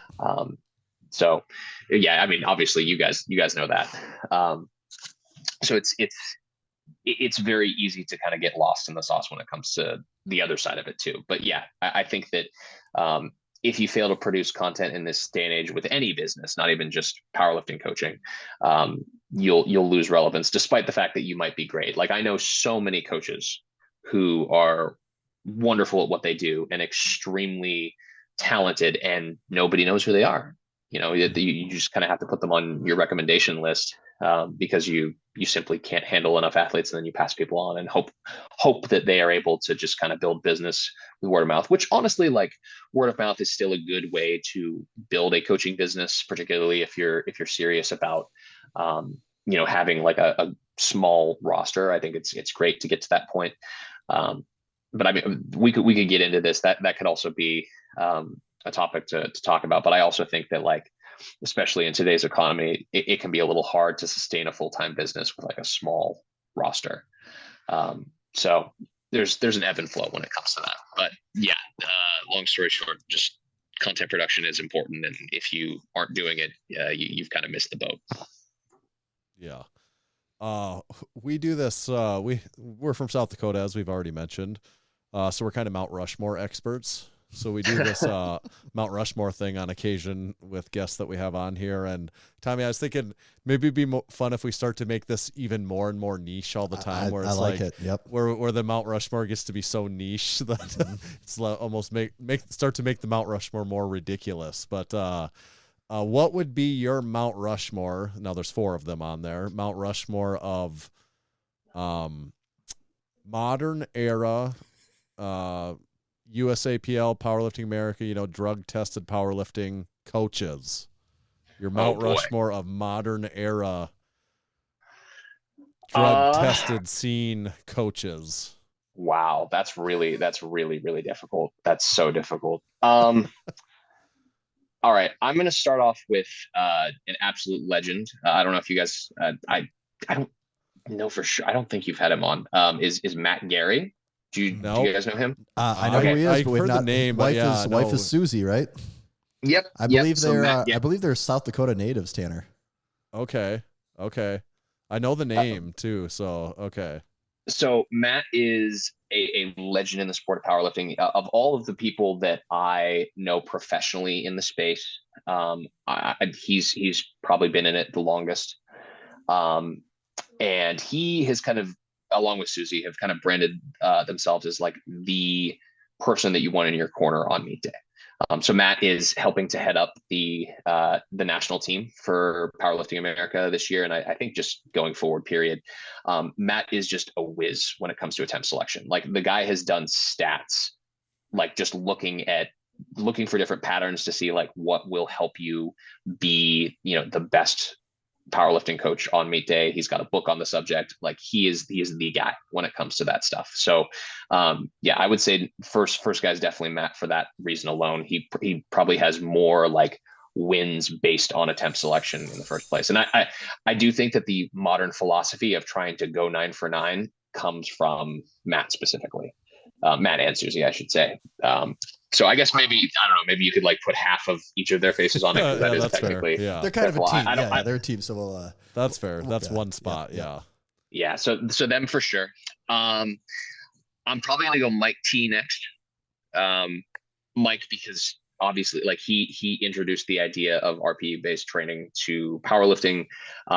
His thoughts around having like lifters having a time to peak is something that I think a lot of coaches utilize these days, and just a lot of the different frameworks and the way that he thinks have influenced so many other coaches that I know. And obviously, like he's coached a ton of really successful lifters over his years while still being a very successful lifter himself. And I think that that's a very, very, very big skill in and of itself. It is just being able to be a high level lifter and a coach at the same time. It can be very difficult to do that, and he deserves some flowers for that one for sure. How many? I don't even know if it's better asked. Athletes, top level athletes, or top level coaches. How many of them, if just really rough number wise, use RPE in their training? I mean, is it 90+%? Yeah. Oh, okay. Yeah. I would even say 95% at this point. It's just a better model, like, and now mind you, the way in which we all apply it is probably a little bit different. Right. For me, the way that I look at it is it's almost like a cap for my lifters and not necessarily a goal. Because at the end of the day, the thing that is going to influence your strength over time is being able to put more weight on the bar. And it doesn't necessarily matter quite so much if it's right at that RPE. And I mean, if anything, it's probably better because it means that your training stimulus is working really well. But yeah, I 95% plus for sure. I assumed it was probably over 90%, but yeah, it is interesting to hear that there's that many actually using it. Yeah. So that's for that reason alone. I mean, again, Mike has like the powerlifting brain when it comes to programming. But yeah, RPE alone should put him on that Mount Rushmore. Third one, I'm gonna go. I mean, I have to go with Marcellus Williams. Marcellus is not only is he a very, very kind human being. I've had a lot of very deep conversations with the man over the years, and I very much can say that he's influenced me personally as a human. But he's just the kind of get it done type of guy. Marcellus is the only coach that I know that carries just like a gigantic roster, but you will never hear a bad thing about the guy. He's so good with all of his clients. He's very good at individualizing training while still keeping within his system. He's obviously innovative. I'm sure we all know about the craft jumps at this point when it comes to the way that he does attempt selection. Yes, maybe. I don't think I've heard of that. No. Could you explain it? Yeah. Okay. Well, so first of all, you guys haven't had him on yet, have you? No, we probably need to though. Okay. Yeah. So you need to get him on. Yeah, we're 1 for 3 so far on powerlifting Mount Rushmore coaches. Yeah. So Marcellus should be your next guest for sure. Okay. But yeah, so the way I'll leave it to him to kind of explain it fully, but like he's famous for taking these like astronomically large jumps. Like you might see him jump like I think for collegiate nationals for his lifter Taylor, I think he jumped him like 100 kilos total from first to third, like just astronomically large. And his philosophy is like and mind you, this is my rudimentary like outside looking in understanding of it, but it's just like they kind of match the jumps that they do in training, and they sort of train that way. And then the way that Marcellus will pick attempts is just based on like how the first and second attempt typically move compared to what he's seen in training. And then that lets him kind of like judge where that big jump should be. And it's obviously a skill. Like he has probably developed that. But again, just like really, really innovative thinker, really smart guy. I would say has definitely sort of paved the way as far as like including a good amount of accessory work in your powerlifting training. That's kind of been a pillar of systems for a long time, but I think there was certainly an era where people didn't really like skipping accessory work was a normal thing. And not only do we kind of know through science these days that like muscle mass is like continuously important for improving your total, but like, like who doesn't want to be jacked, So yeah. And above everything else, Marcellus is also, at least to my knowledge, I think he's probably coached the most pros / national champions in USAPL at this point. And now the big three of his team are going over to the IPF, and they're going to do some damage for sure. So that's Bob, Ashton, and Brendan Petrie. So definitely him. And then I'll put Steve in as number 4. And I think Steve that squeaking in. yeah, I think that now, mind you, there's probably some recency bias with those two especially, but like I think what Steve has done has, besides just contributing in a very large way with his content to like the knowledge of the rest of the space, I think Steve has improved the quality and professionalism that is expected of coaches.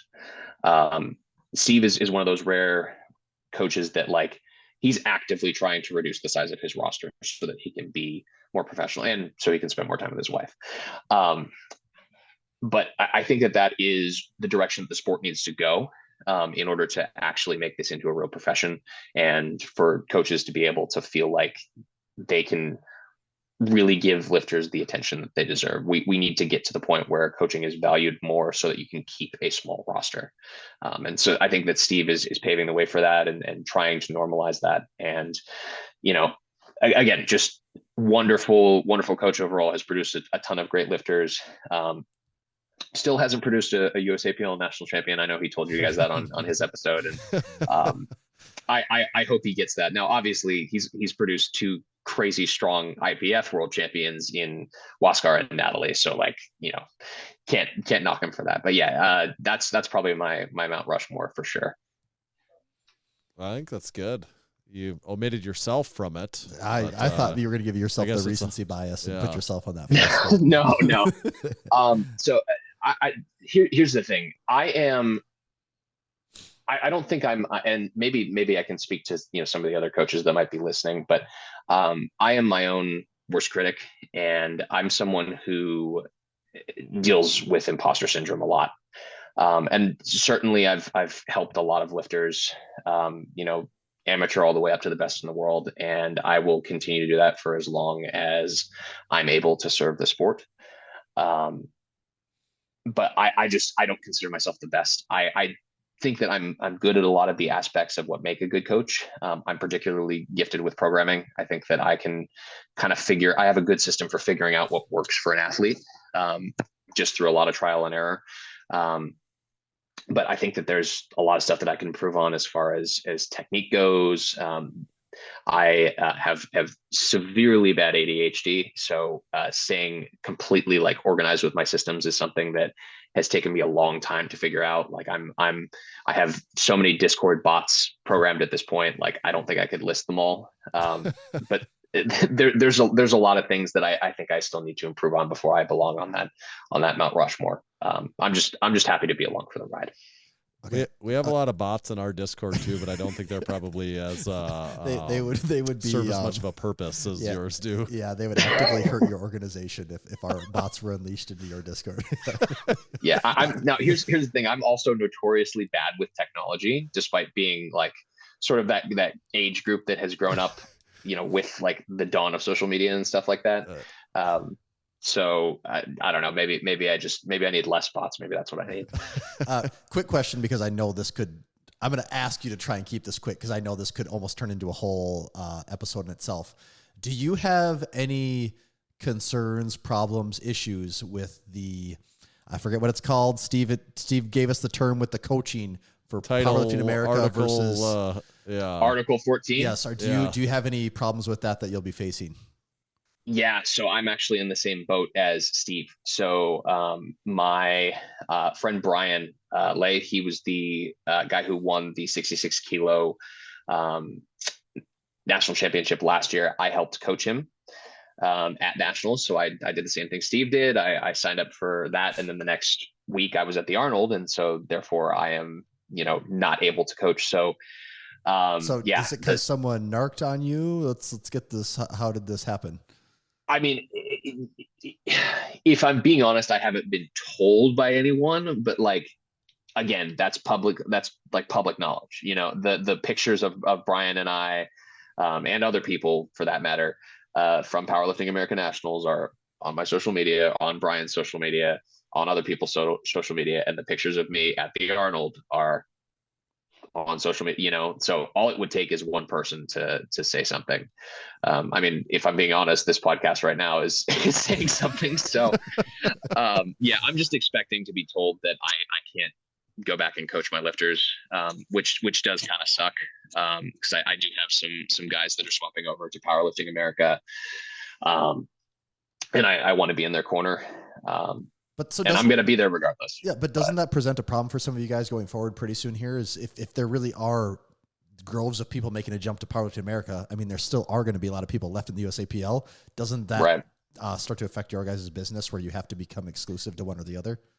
Yeah, and I'm really hoping that they just kind of figure out like, hey, this is bad. Because if I'm being honest, like if they just made it, even that coaches could just swap back and forth, they'd see this huge increase in Powerlifting America membership, which would be more revenue for that organization to put on better competitions and likely attract more of those lifters. It's just a cyclical thing. If they would, even if just Powerlifting America would just let people come over, that would be huge. But it's not a Powerlifting America rule; it's an IPF rule, correct? Exactly. Okay. Exactly. So, but if they could make some kind of exception just for coaches or something like that. But if I'm being honest, like Article 14 is a rule that seems like it was created to just spite USAPL. And again, that's another problem with these powerlifting federations, with these two specifically, is that they're trying to outdo each other in like the worst way possible. Like you wouldn't think that the federations are run by a team of older ladies and gentlemen. Like it doesn't make sense. But you would think they are actually run by a team of older, or ladies. maybe, yeah. or maybe no young person's diabolical enough to come up with this stuff. Yeah. Maybe they haven't been around the block so. long enough to know how to screw enough people over. But from what I can tell you, there have been, especially since you've had Steve on and he talked about this, there's been a lot of serious rumblings about legal challenges. I know there's a good chance that the French IPF team is actually challenging this because there's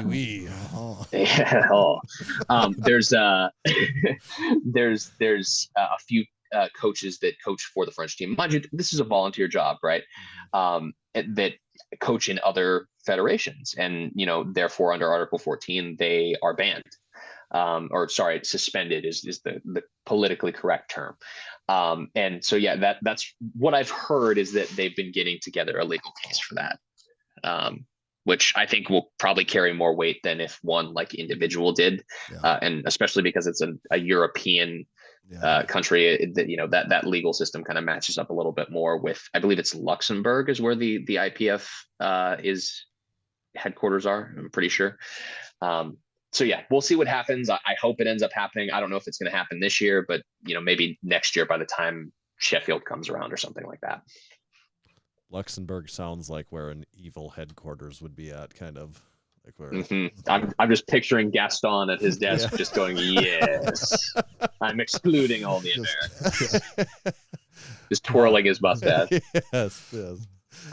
In Luxembourg in his palace, throwing dollar bills around into the air. We've got this little game we like to play with everyone that we have on the podcast. It's called Overrated, Underrated. It's a fairly simple game, but there are just a couple of basic rules that you have to adhere to if you're a willing participant. But you have your druthers to elaborate as much or as little on each topic as you would like to, but you do have to remember you can't ride the line.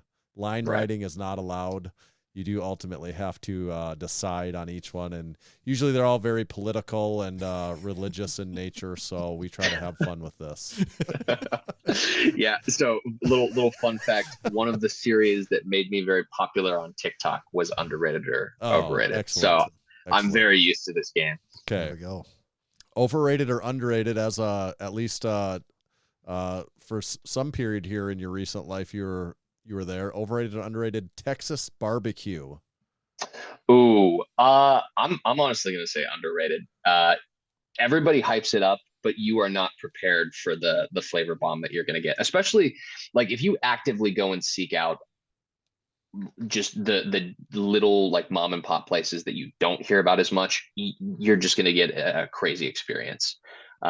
So yeah, underrated for sure in that fact that there's just so many great places that have like different specialties and things that you may not get I think certain parts of Texas barbecue end up being overrated because like everybody who's never had barbecue before goes to like the popular spots and they're like, oh, it's so good. And then after you've had it for a while, you're like, like it's okay.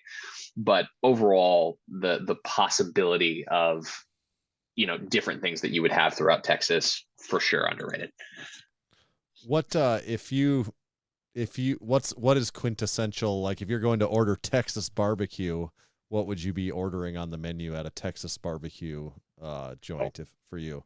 Brisket for sure, man. Okay. Like that's the go-to. I mean, Texas is the beef state. Like that's the place to do. I mean, beef ribs are probably like a close second. And then like you got to have like at least two good sides. Usually mac and cheese, always a go-to.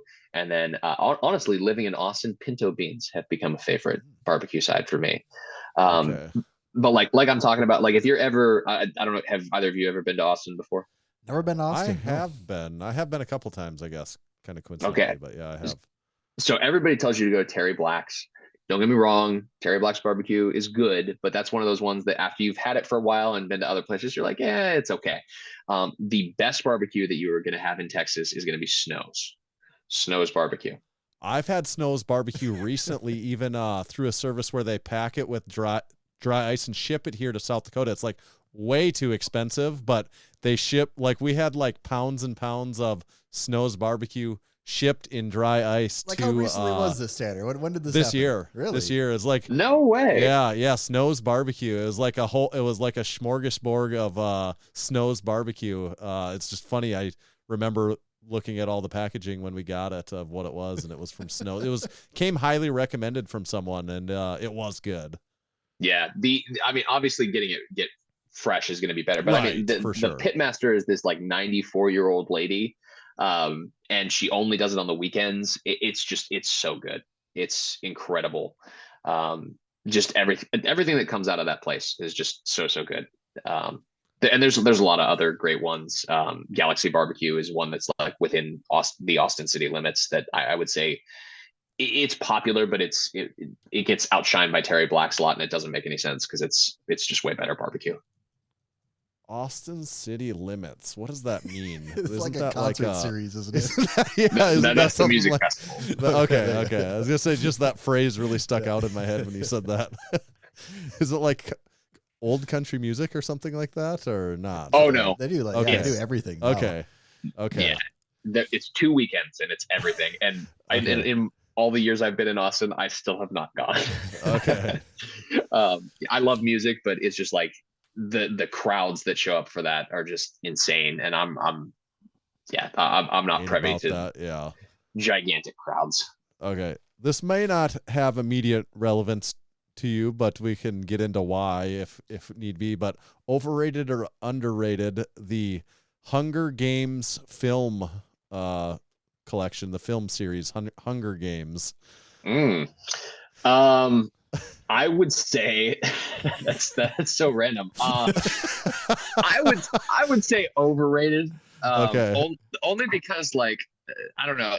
Don't get me wrong. Like there's some good acting in it, but most of the people that are in it are like not great. And there's changes from the books. I read a lot. There's changes from the books that I wasn't like in love with. So yeah, I'm gonna say overrated. Like they're just, especially like the most recent one, which isn't obviously part of the original trilogy. But they changed. You say some obviously, but I can't say that I would have known that. Tommy, would you know that? No, I wouldn't know that either. stuff. Okay, maybe I'm coming at this from the standpoint of like, oh yeah, okay, these guys for some reason like the Hunger Games. Okay, I have seen at least one or two of the I Hunger wouldn't Games mind movies. watching them, but I've only seen part of the first one, so I definitely don't know what's going on. yeah. May I ask what the relevance of that is? You had a post from Instagram maybe in about 2014 that said you were excited for the next Hunger Games movie to come out.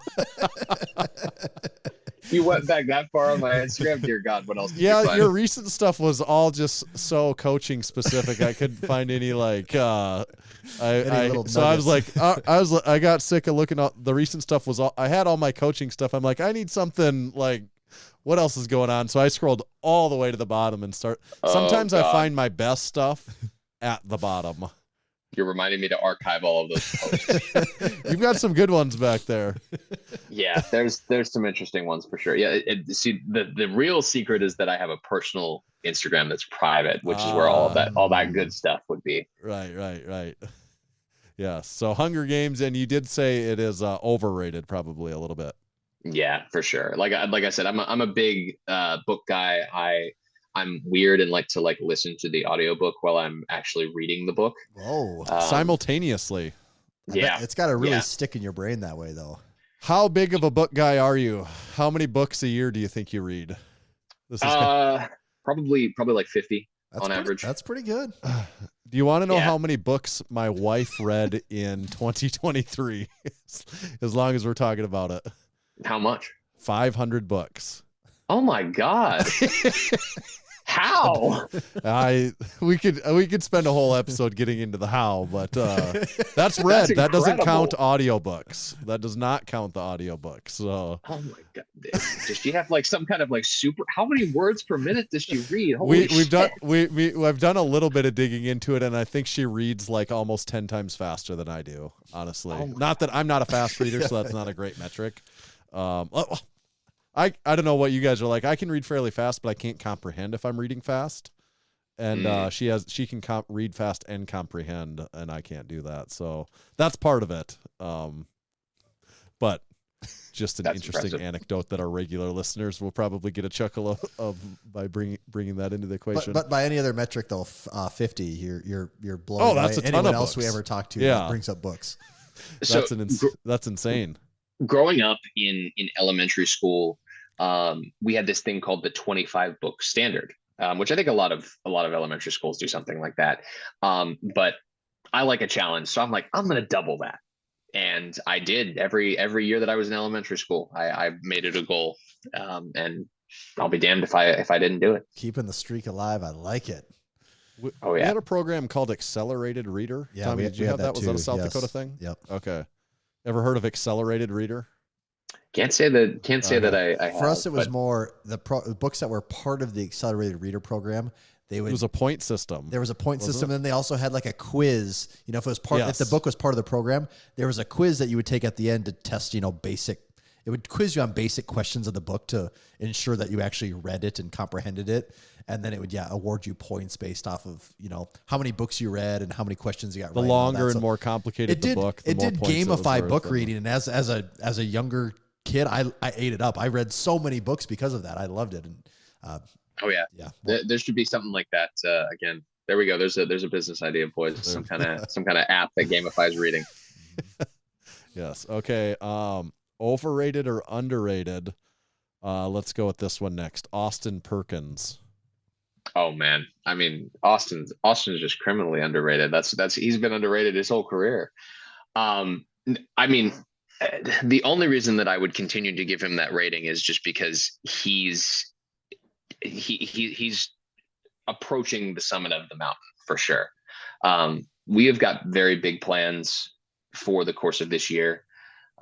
Just as an aside, I'm super proud of Austin in general. We've talked about this on King of the Lift, so I won't get into it, but he has made such a turnaround over the course of my knowing him. And again, he's said this before, but like he was very much living that college life, just didn't have any focus, didn't have direction, and was honestly squandering his talents. And he has turned that into the craziest climb that I've ever seen of any lifter. And I've just been privileged to help be a part of that.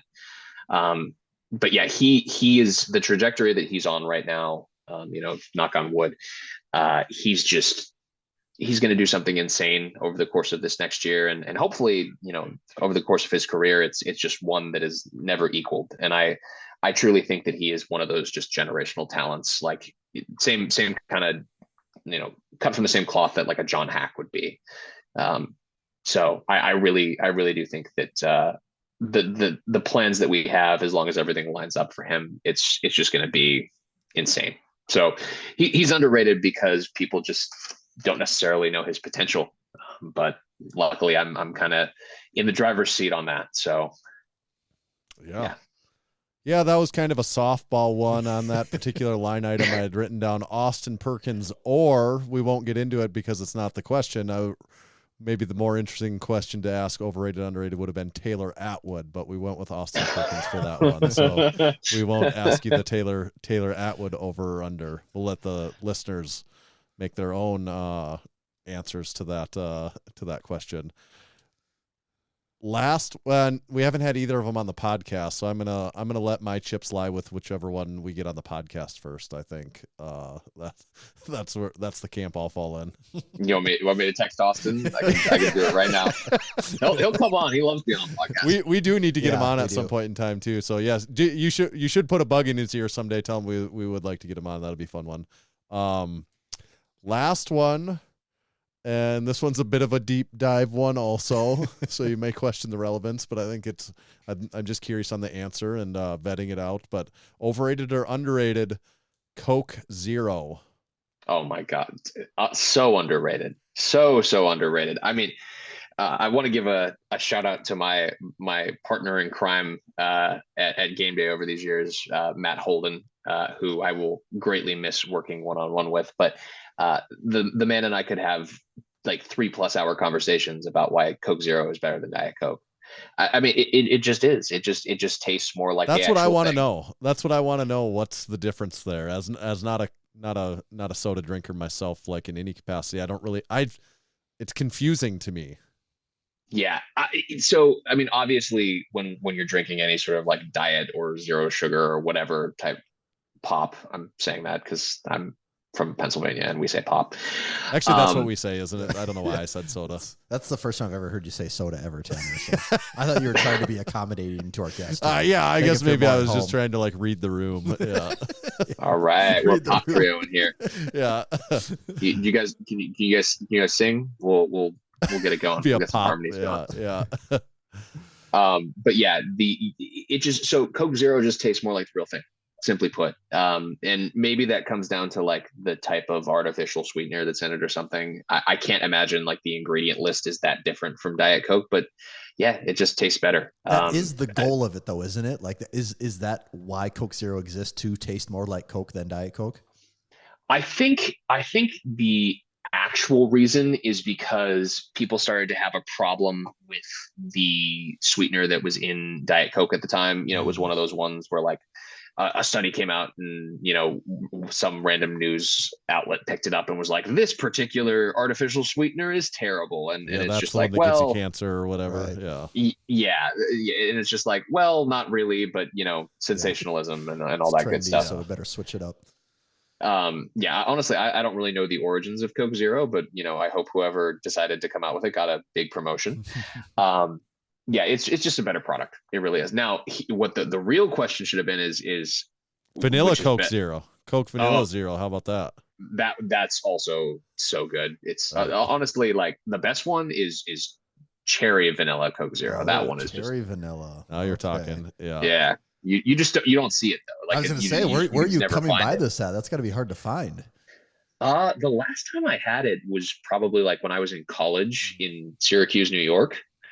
Shout out Wegmans, one of the best grocery store chains. That's where Big Keith of the Unpaid and Underrated podcast. That's where he always says he goes to Wegmans, and I've never heard of that. Must be an East Coast grocer chain sort of thing. It's like a central New York specific one. Okay. Central New York Rochester, and so yeah.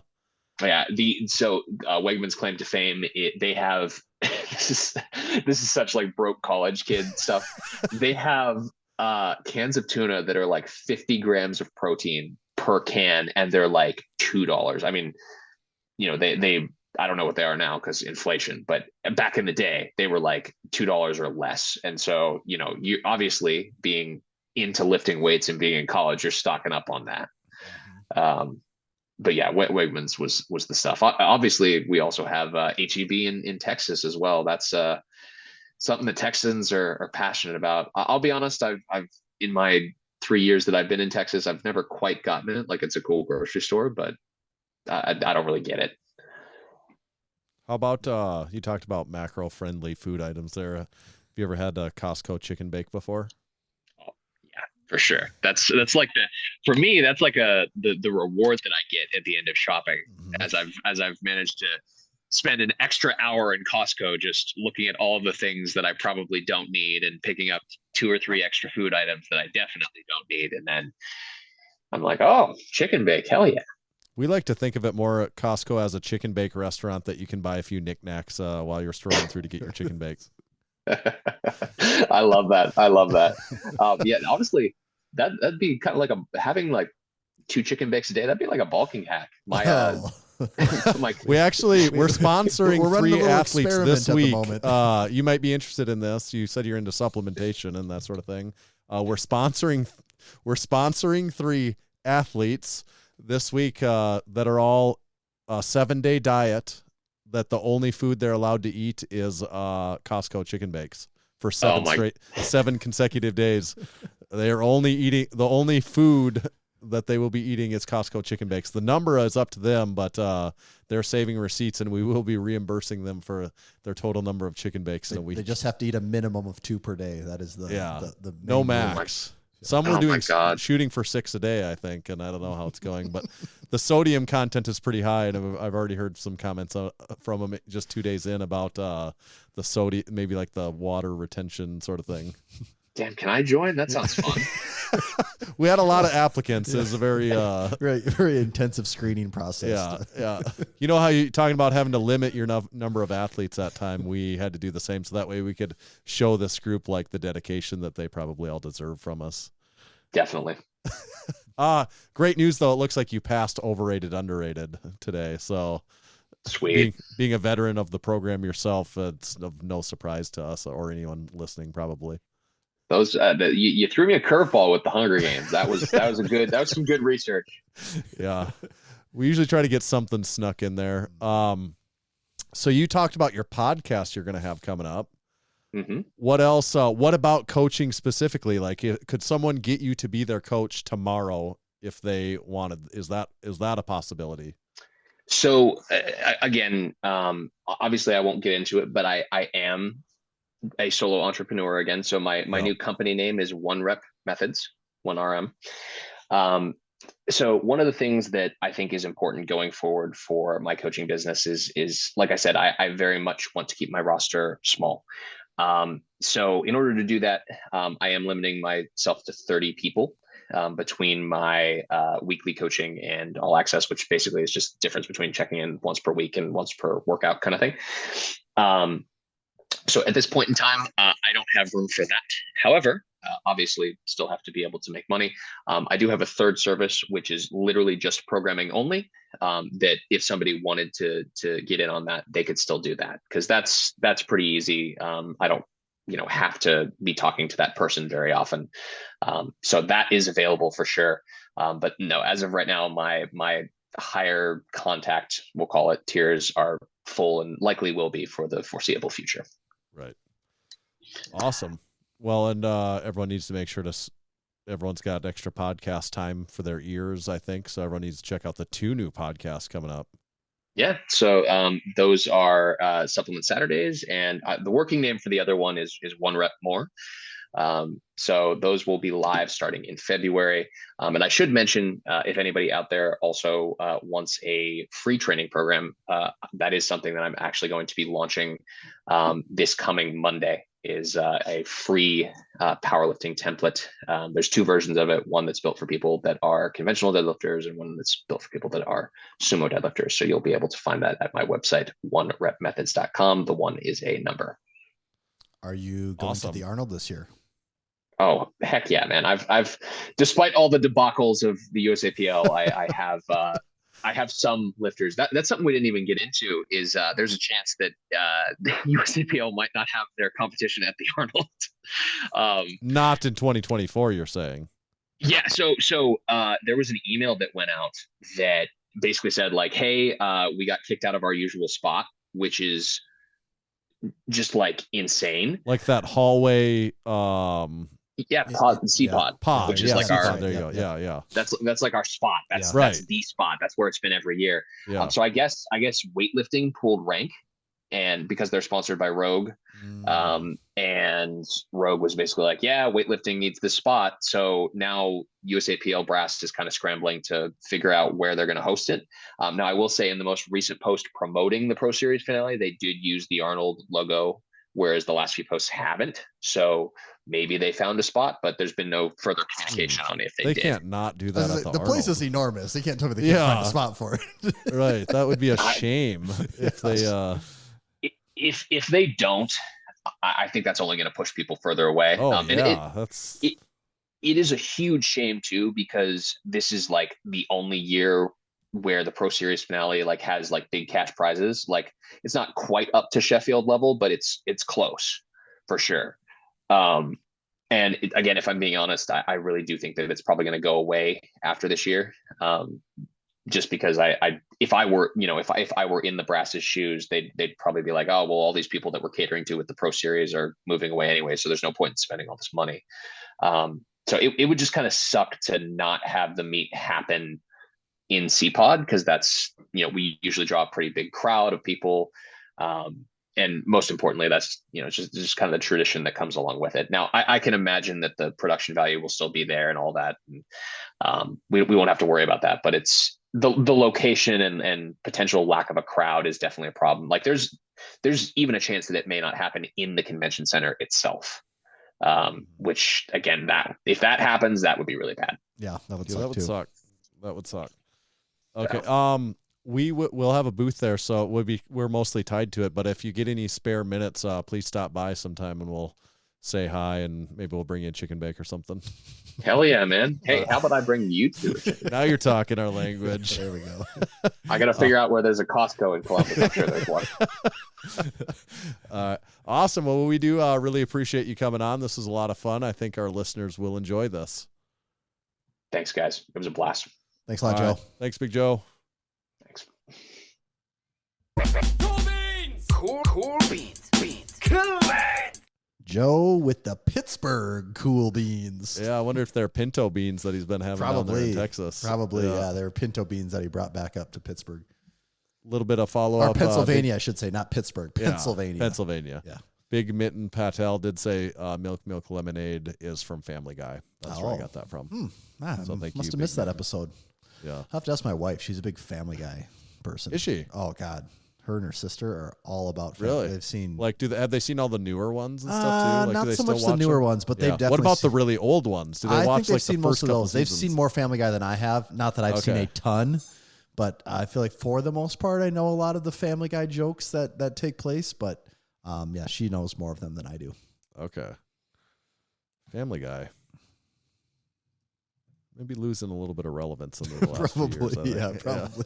Well, it comes a point where, I mean, we're clearly not there yet, but where you just make so much of something that people just move on, Right, for sure. Do you need to hit us with an ad? What you got two left? Okay. Do I? I'll shut up so you can do that. Since this episode is also brought to you by Swisslink. Since 1995, Swisslink has been importing military issue goods to the United States and into the hands of those yearning for quality gear at uncompromised prices. Swisslink.com is home to the authentic Wavian fuel cans. They're from the same factory that has been making so-called jerry cans for the NATO forces since 1940. Made from 0.9 millimeter cold-rolled steel, Wavians are the highest quality gas cans on the market. Founder of Swisslink, Big Mo, has also decided that a quality water can was needed as well. So Swisslink developed a stainless steel water can to match. It fits all your Wavian jerry can holders and is made from food-grade 304 stainless steel, so you can trust it to carry drinking water. The cap is knurled for a good grip, and the spout screws into the bottom of the cap for convenient storage. A vent at the top ensures a good flow and the can has the same three-handle configuration as its fuel counterpart. This is another addition to Swisslink's exceptional collection and dedication to quality customer service. Enjoy a 15% discount on your next purchase at Swisslink.com by entering code MASS, M-A-S-S, at checkout. That's Swisslink.com. Code MASS will save you 15%. Thank you, Swisslink. Tommy, I did get a voicemail earlier tonight. I've been kind of busy, so I didn't get a chance to get back to this person, but I thought it'd maybe be appropriate to play it on air. Oh. Here. Wow. Okay. This is very special. Yeah. See, you might recognize the voice. We'll see if I can get this to work. Let me know if this is coming. Give me a thumbs up if this is coming across. Yeah, Tanner, this is Huck Finn. Needed somebody to work my booth at the Arnold. I heard you're going to be there. Need somebody there Friday, Saturday. Slinging some T-shirts. So let's get stupid. Let me know. Okay, bye. So if we're not busy enough on Arnold weekend, I guess we got an invite to work the Huck Finn barbell booth You know what? as well. I'm always down to help a friend in need. Yep, I'm not working our booth, Tanner. I've moved over. I'm working the Well, I don't know who's going to work ours if we're both there. Someone's going to have to figure it out. That's not our problem. That's a March us problem to worry about. Yep, that's weeks away. I got plenty to worry about between now and then. Yeah, I haven't gotten back to him. I assume he wanted something other than that, but I think they're working on upping their video production on their podcast, and I assume it's some questions of that. But unfortunately for him, what asking me is kind of like the blind leading the blind. Because he did mention, I did hear, was it the newest episode or a week ago? He was talking about how they were looking at getting another camera, and I think he was talking to Tom about how he had bought a new microphone, I believe, too, was something that he was messing with. So they always got something technical they're working on over there. Yeah. I've got something else here that's been a funny little thing. More voicemails? No, this has just been a funny thing in my house the last couple of weeks. And when I was coming down, Mary said, you should talk about that on the podcast. And I'm like, I should take this for the podcast. It's interesting. So what happened, if you're watching on video, you can see this. I got this Christmas card in the mail. Oh, Christmas card. Okay. This year. It was addressed to me, my name specifically, and to my address here in Western Northeast South Dakota. So someone that has my address, no return address. No return address. No return address. I'm going to cover up the sort of name that it does have on it to maybe, because I do. So here's the thing. Got this Christmas card addressed to me. I do not know the person on. The name that's on it doesn't mean anything to me like that I can remember. Saying? It's just a last name. Okay. There's no first name, so I don't even know the full name, so I can't even look on the internet. And I have some sort of feeling I'm supposed to know who this is, but just in maybe my old age or my fried brain, I'm like, I cannot figure that who that is. So maybe if I put this on the podcast, maybe there's like an outside chance that this is a Massenomics listener. I don't think that's unreasonable to think. Lots of people technically. But I am going to show the picture. I'm all right with showing. I'm going to show. I made the decision. I'm going to show the picture because it's part of the thing here. Mystery. So this is the picture. Okay, you got a crazy reflection on there, so I can't. Okay, let me hold this up in a different way. Okay, can you put it closer? Okay, because you have two different cameras. So do the camera for our guests first. Okay, for the guests. Yeah, do the camera for the guests, and then after that, show me the camera. Okay, there it is. The webcam one. Okay. And now showing Tommy that. I don't know who that is. And okay, so it's a man. Actually, I just thought of it now. It's kind of a funny thing. You know what is in this picture? Twins. I was gonna say, it's With a man. the twins. It's a man who I would say is around our age, probably in his 30s, somewhere in there. And he's holding twin baby girls? With the twins. Yeah, presumably girls. Just looking straight at the camera. There's no lady in here besides the baby girls. Just this man. Not that there's anything wrong with that. No. But I'm just saying to figure out the mystery. It's just a man and his twins here.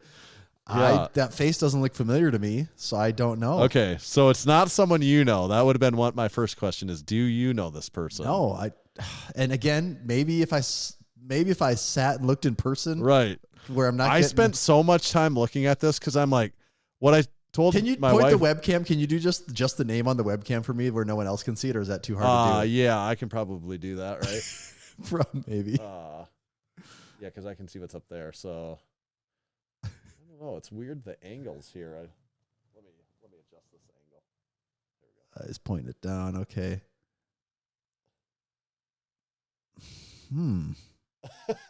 Boy, that last name doesn't do anything for me either. No, I spent so much time looking at this because I'm like, Did you go to Massenomics and put that last name into our customers? And nothing popped up. So then I'm like, I thought maybe that was that's gonna be not my the first case. guess. Yeah.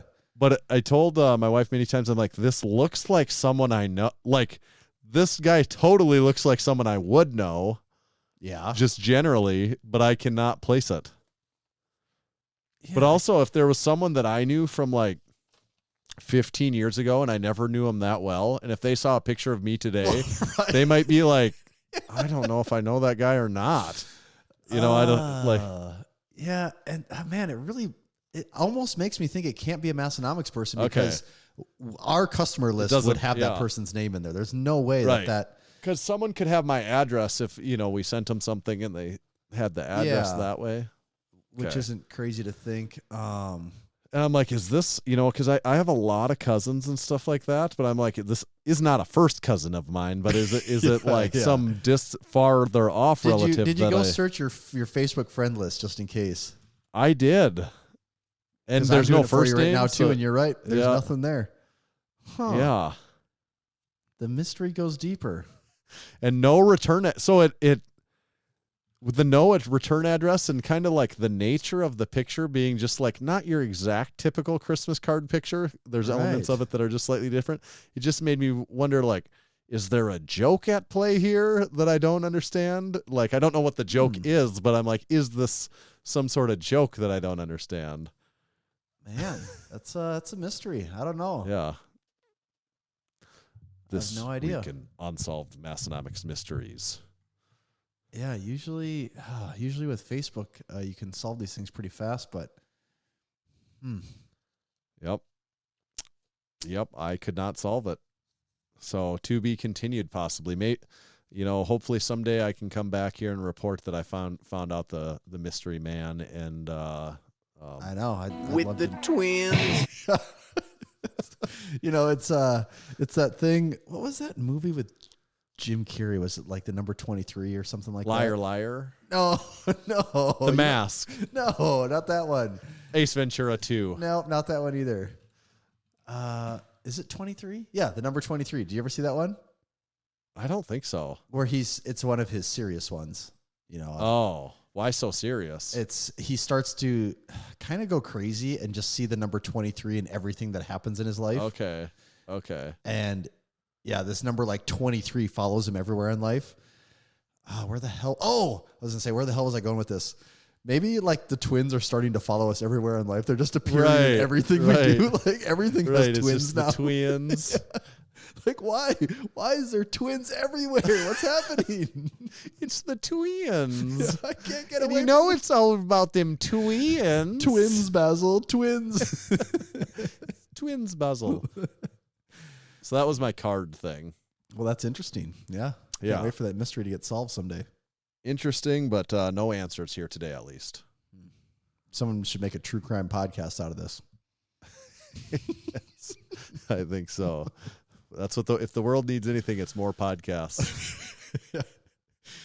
We tried to, you hit the road, little road trip, not too far, about 3.5 hours of the cities, and you always got to have a podcast. And the kids, they're either sleeping or they have an iPad with a movie to watch while they're in the car, and so we try to have something to listen to, and usually we're trying to listen to some true crime podcast, and they almost start to feel like a parody of themselves after you listen to enough of them, and then you give it some time and go back. You're like, well, I just know what you're going to do this whole thing. You're going to have some wacky music playing. Yeah. And then you're going to take a little artistic liberty with how someone was feeling at that time when you don't actually know that.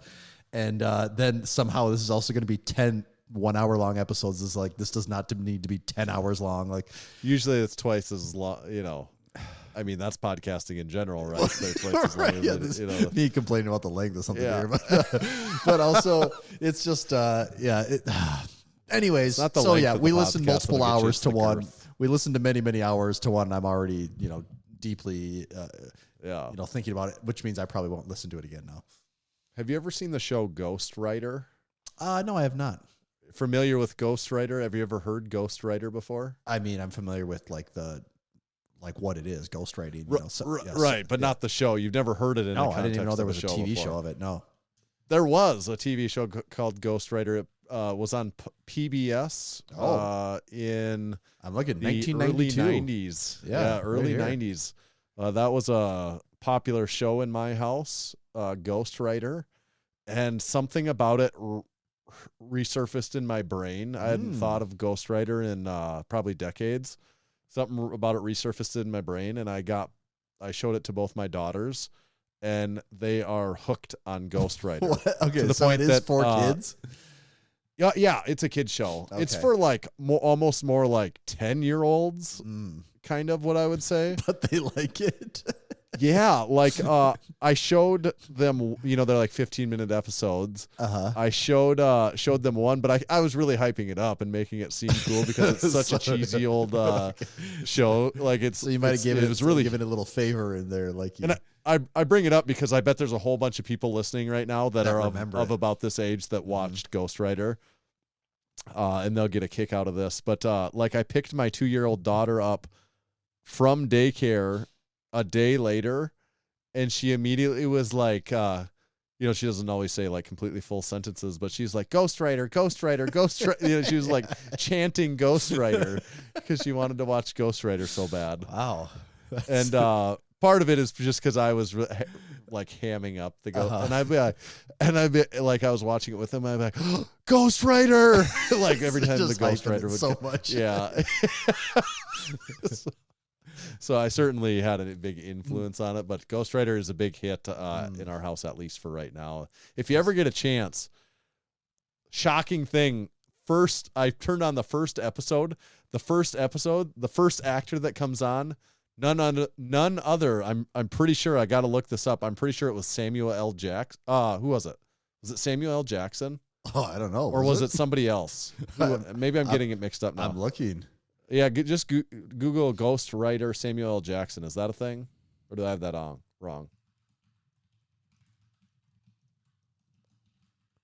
Let's see. Yeah, it's yeah. Yeah, it looks like he was Reggie Jenkins, Mr. Jenkins, Samuel L. Jackson in 1992. Yeah, here's photos of him. Damn, that hardly even looks like him. Yeah, that's why I'm saying it took it. Which like is weird because he was in Pulp Fiction. Was like that's 90. What I was just. That's as I was saying it right now. I was confused because in my mind when I watched this a couple days ago, I thought, this was before people knew who Samuel L. Jackson was. But then I'm like, wait a second, that timeline doesn't add up because that's exactly what I Pulp Fiction thought. Says 94, which they would have filmed it in like 93 or earlier. But this was before that because this was the first episode of Ghostwriter in 1992. Yeah, so if anything, it would have been like a year later though. But like he looks very different in these screenshots. I've seen but I'm just saying he wouldn't have been famous yet though, right? Well, no, I think he was still famous. Oh, he was still pretty famous. He was at that point when he came to Pulp Fiction. I don't think. Okay. I didn't know. Wrong. Like Pulp Fiction was the first movie that I thought of in my head as as registering Samuel L. Jackson kind of. Besides Snakes on a Plane, right? That's true. But so yeah, Ghostwriter. Oh. There's a lot of good like music in Ghostwriter too, where like the kids are making songs all the time. Oh, really? Like really, really bad. Actually, like really moderate child actor singing stuff. Damn, I just had to look here. Okay, first of all, Samuel L. Jackson's IMDb page is just incredibly long. The first thing I can see with him that has a credit to his name is in 1972. Wow. He has multiple things throughout the 80s.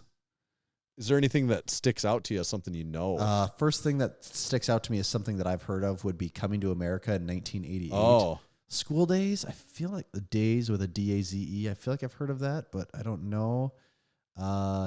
Dead Man Out. I don't know if I've Do the Right Thing. I saw that. That was 89.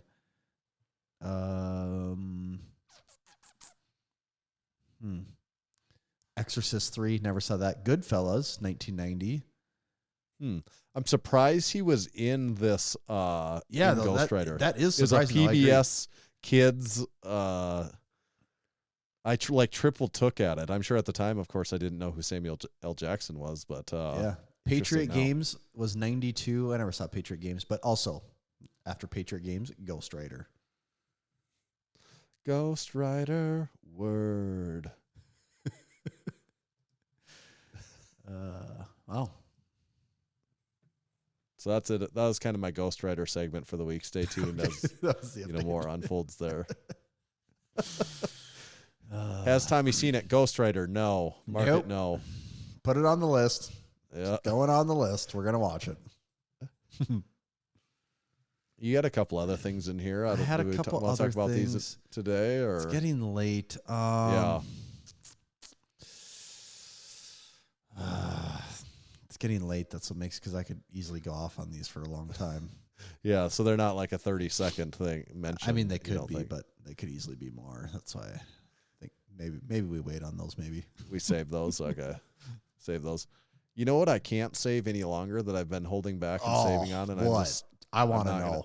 not gonna save for another second. The Strength Co. Check them out at thestrength.co. Then go to their products. Check out their products. Personal favorite of mine, the Strength Co. Olympic Iron Barbell Plates. They are the best plates on the market. The best iron. I mean, for any kind of gym, almost any gym application, they're the best plates. I mean, you'd be stupid not to be buying the Strength Co. And I also say it because they're priced at a point that makes them a really good value buy, especially when you figure in how affordable that they've figured out how to make shipping over there. They're back on their same old BS of making affordable shipping.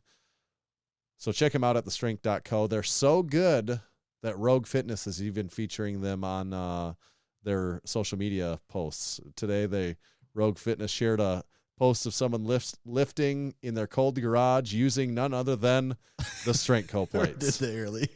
Yep.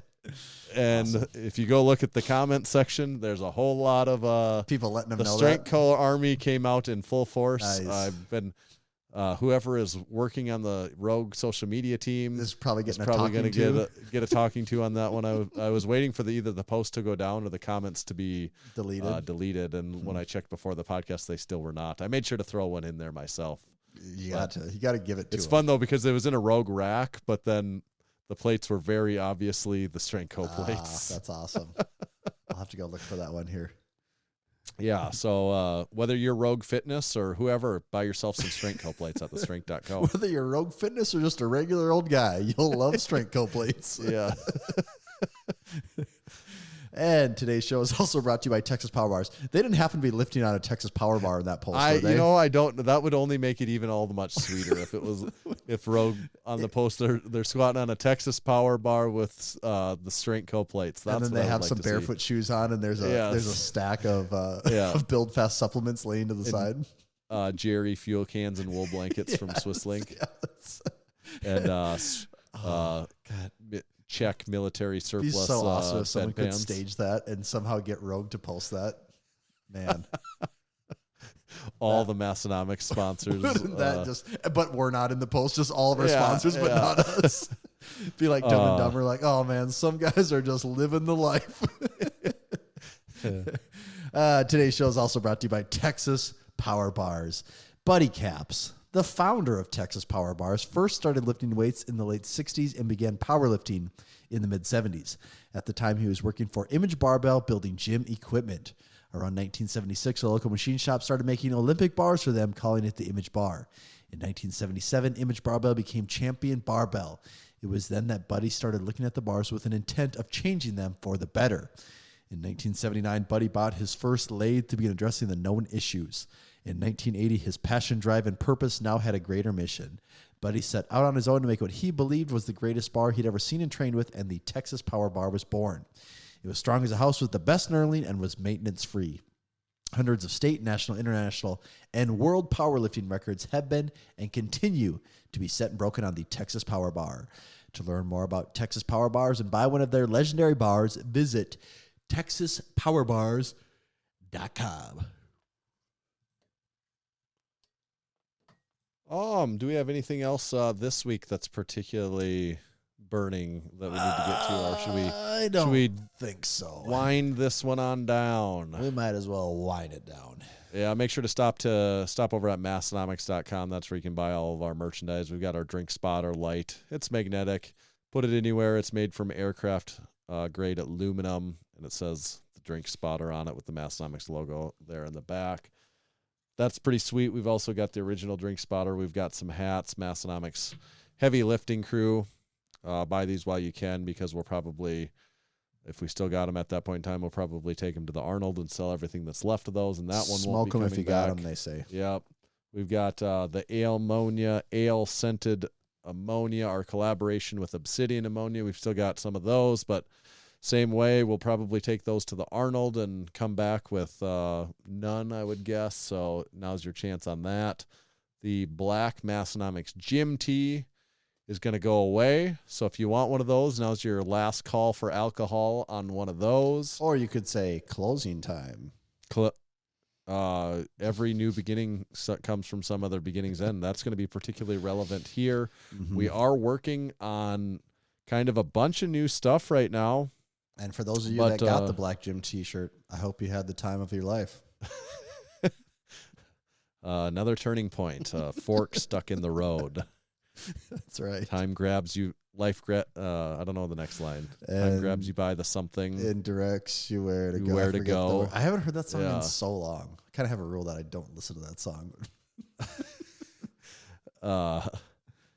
It's an unofficial rule. It's not strictly enforced. I just don't go out of my way to listen to that one. So would you say you go out of your way to not listen to it, or you just don't go out of your way to listen to it? I just don't go out of my way to listen to it. Okay. I thought you were saying you go out of your way to not listen to it. No, like if it somehow came up on something, I would just hit next right away and not listen to it if I was in control. Luckily I haven't been in many social situations where that song gets played lately. So people aren't playing closing time at the touch tunes very often. Not especially, and I'm not do bars like that still use touch tunes? I think touch tunes is still around. Okay. I'm not in very many settings where touch tunes is part of the setting anymore either, though. Yes. True. That is it on that. Make sure to please, I would ask you also to leave us a 5-star review on Apple Podcasts. We need more reviews there. We desperately are in need of more reviews there. Please, we're begging you. That costs you nothing. I mean, that's nothing. You don't even have to buy something from us. Just leave us that 5-star review and then also buy something from us. Effort. Yes, leave us that 5-star review on Apple Podcasts. And then also, another thing that's free to you, subscribe to our YouTube channel if you're not already. This podcast goes on the YouTube channel, but also we have a new other video on there. I just as well say every week because it is every week, but I hesitate to say that in case we ever didn't have one. But there is a new there. So there's a couple videos coming there every single week. Yeah. So please subscribe. We'd like to see that number. You might even find them entertaining if you take the time to watch them. You might get a laugh or two. Maybe you'll learn a thing or two even on some of them. Probably not very much learning, but you probably get a laugh or two. At the very least, you might be entertained. Yeah. And what else would you really want, honestly? I don't want anything else in life to be besides to be entertained. That's all I want. My closing thought on the YouTube is I watch a lot of C10 I do truck videos. Yeah, I do the YouTube I'm a YouTube mechanic. Right. As we're all kind of YouTube mechanics, right? Aren't we? Right. In our own way, whatever we're mechanicking on, everyone is kind of a YouTube mechanic in their own way, right? It just depends on what your discipline is. Sort of, actually, yeah. Yeah, like it just depends on what you're doing. And everyone's trying to fix something, and they're going to YouTube to figure it out. Right. And my discipline lately has been, 1967 to 72 C10 Chevrolet pickups, and I watched a lot of videos on those, and some of them are so not good, but I just need to watch them because they have the nugget is there that you need. They have the information I need. And many times I've thought, I'm going to start Tanner's absolutely Garage. Never this is going on. Yeah, I would absolutely never do it. There was no time in my life, but like in an alternate universe, I'm like, God, and the number of subscribers that some of these people have, where you're just dealing in a different niche that just has way more potential eyes, I think is the main difference there. Where I'm like, these guys really are subject matter experts, right? Aren't they? No, I mean, a lot of, some channels are like that, but a lot of them are just dudes that just like, I replaced this radio. This is what I did. And they don't even, So they're just showing you what they did, not necessarily the right way of doing it. Yeah, just a lot of them are just them showing you what they're doing. They're just literally, It'd be like if we're putting together the Rogue Rhino belt squat and we just do a video, like a fairly, we do a 15-minute video about, well, then you put all right, now this upright next to that one and bolt it, it's a 7/16 inch socket. And that's like what a lot of it is. There's some people out there that really run actual shops and stuff like that are doing it pretty well. But a lot of them are just at home kind of mechanics themselves some of them have, views and subscribers on these. Like they just hit so much. I think if it's, you need to know how to disassemble the rear drum brake on one of these, on this vehicle, whatever it is. I'm just using an example. And I just think they just catch so many people searching that exact thing. That is one of those things, though. I have thought about, it could be, you could apply this to any niche, but I have thought about lately with unlimited time. Like, let's just say I had unlimited money and I had nothing to do. I literally had to find something to keep me busy because, I would have to do something.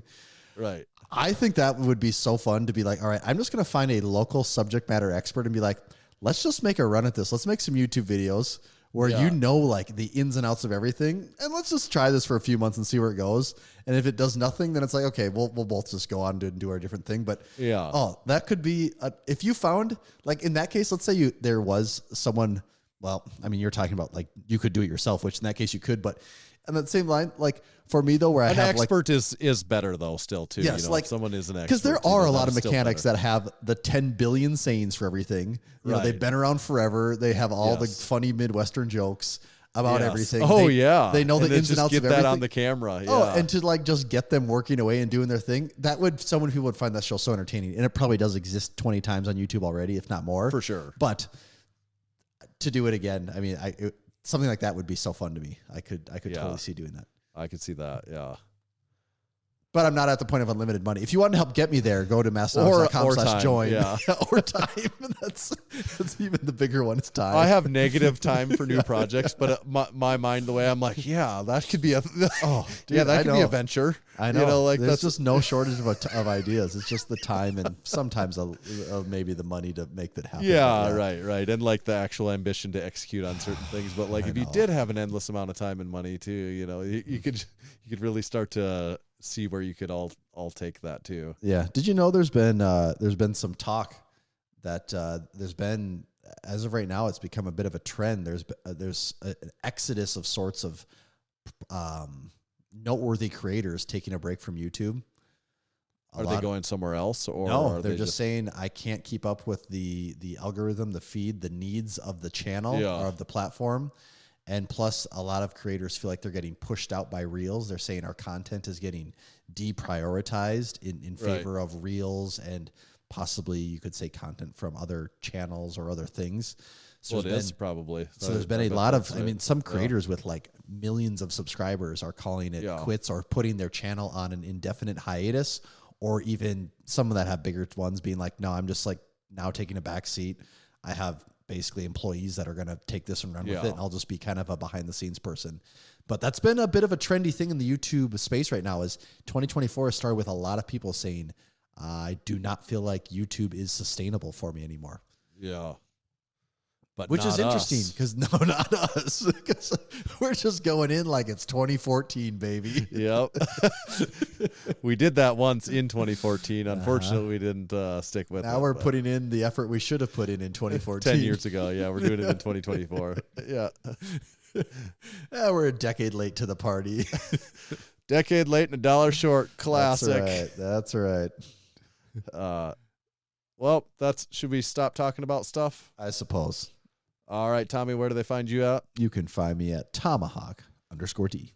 You can follow me at Tanner_Baird, but just make sure to follow Massenomics at Massenomics. See ya.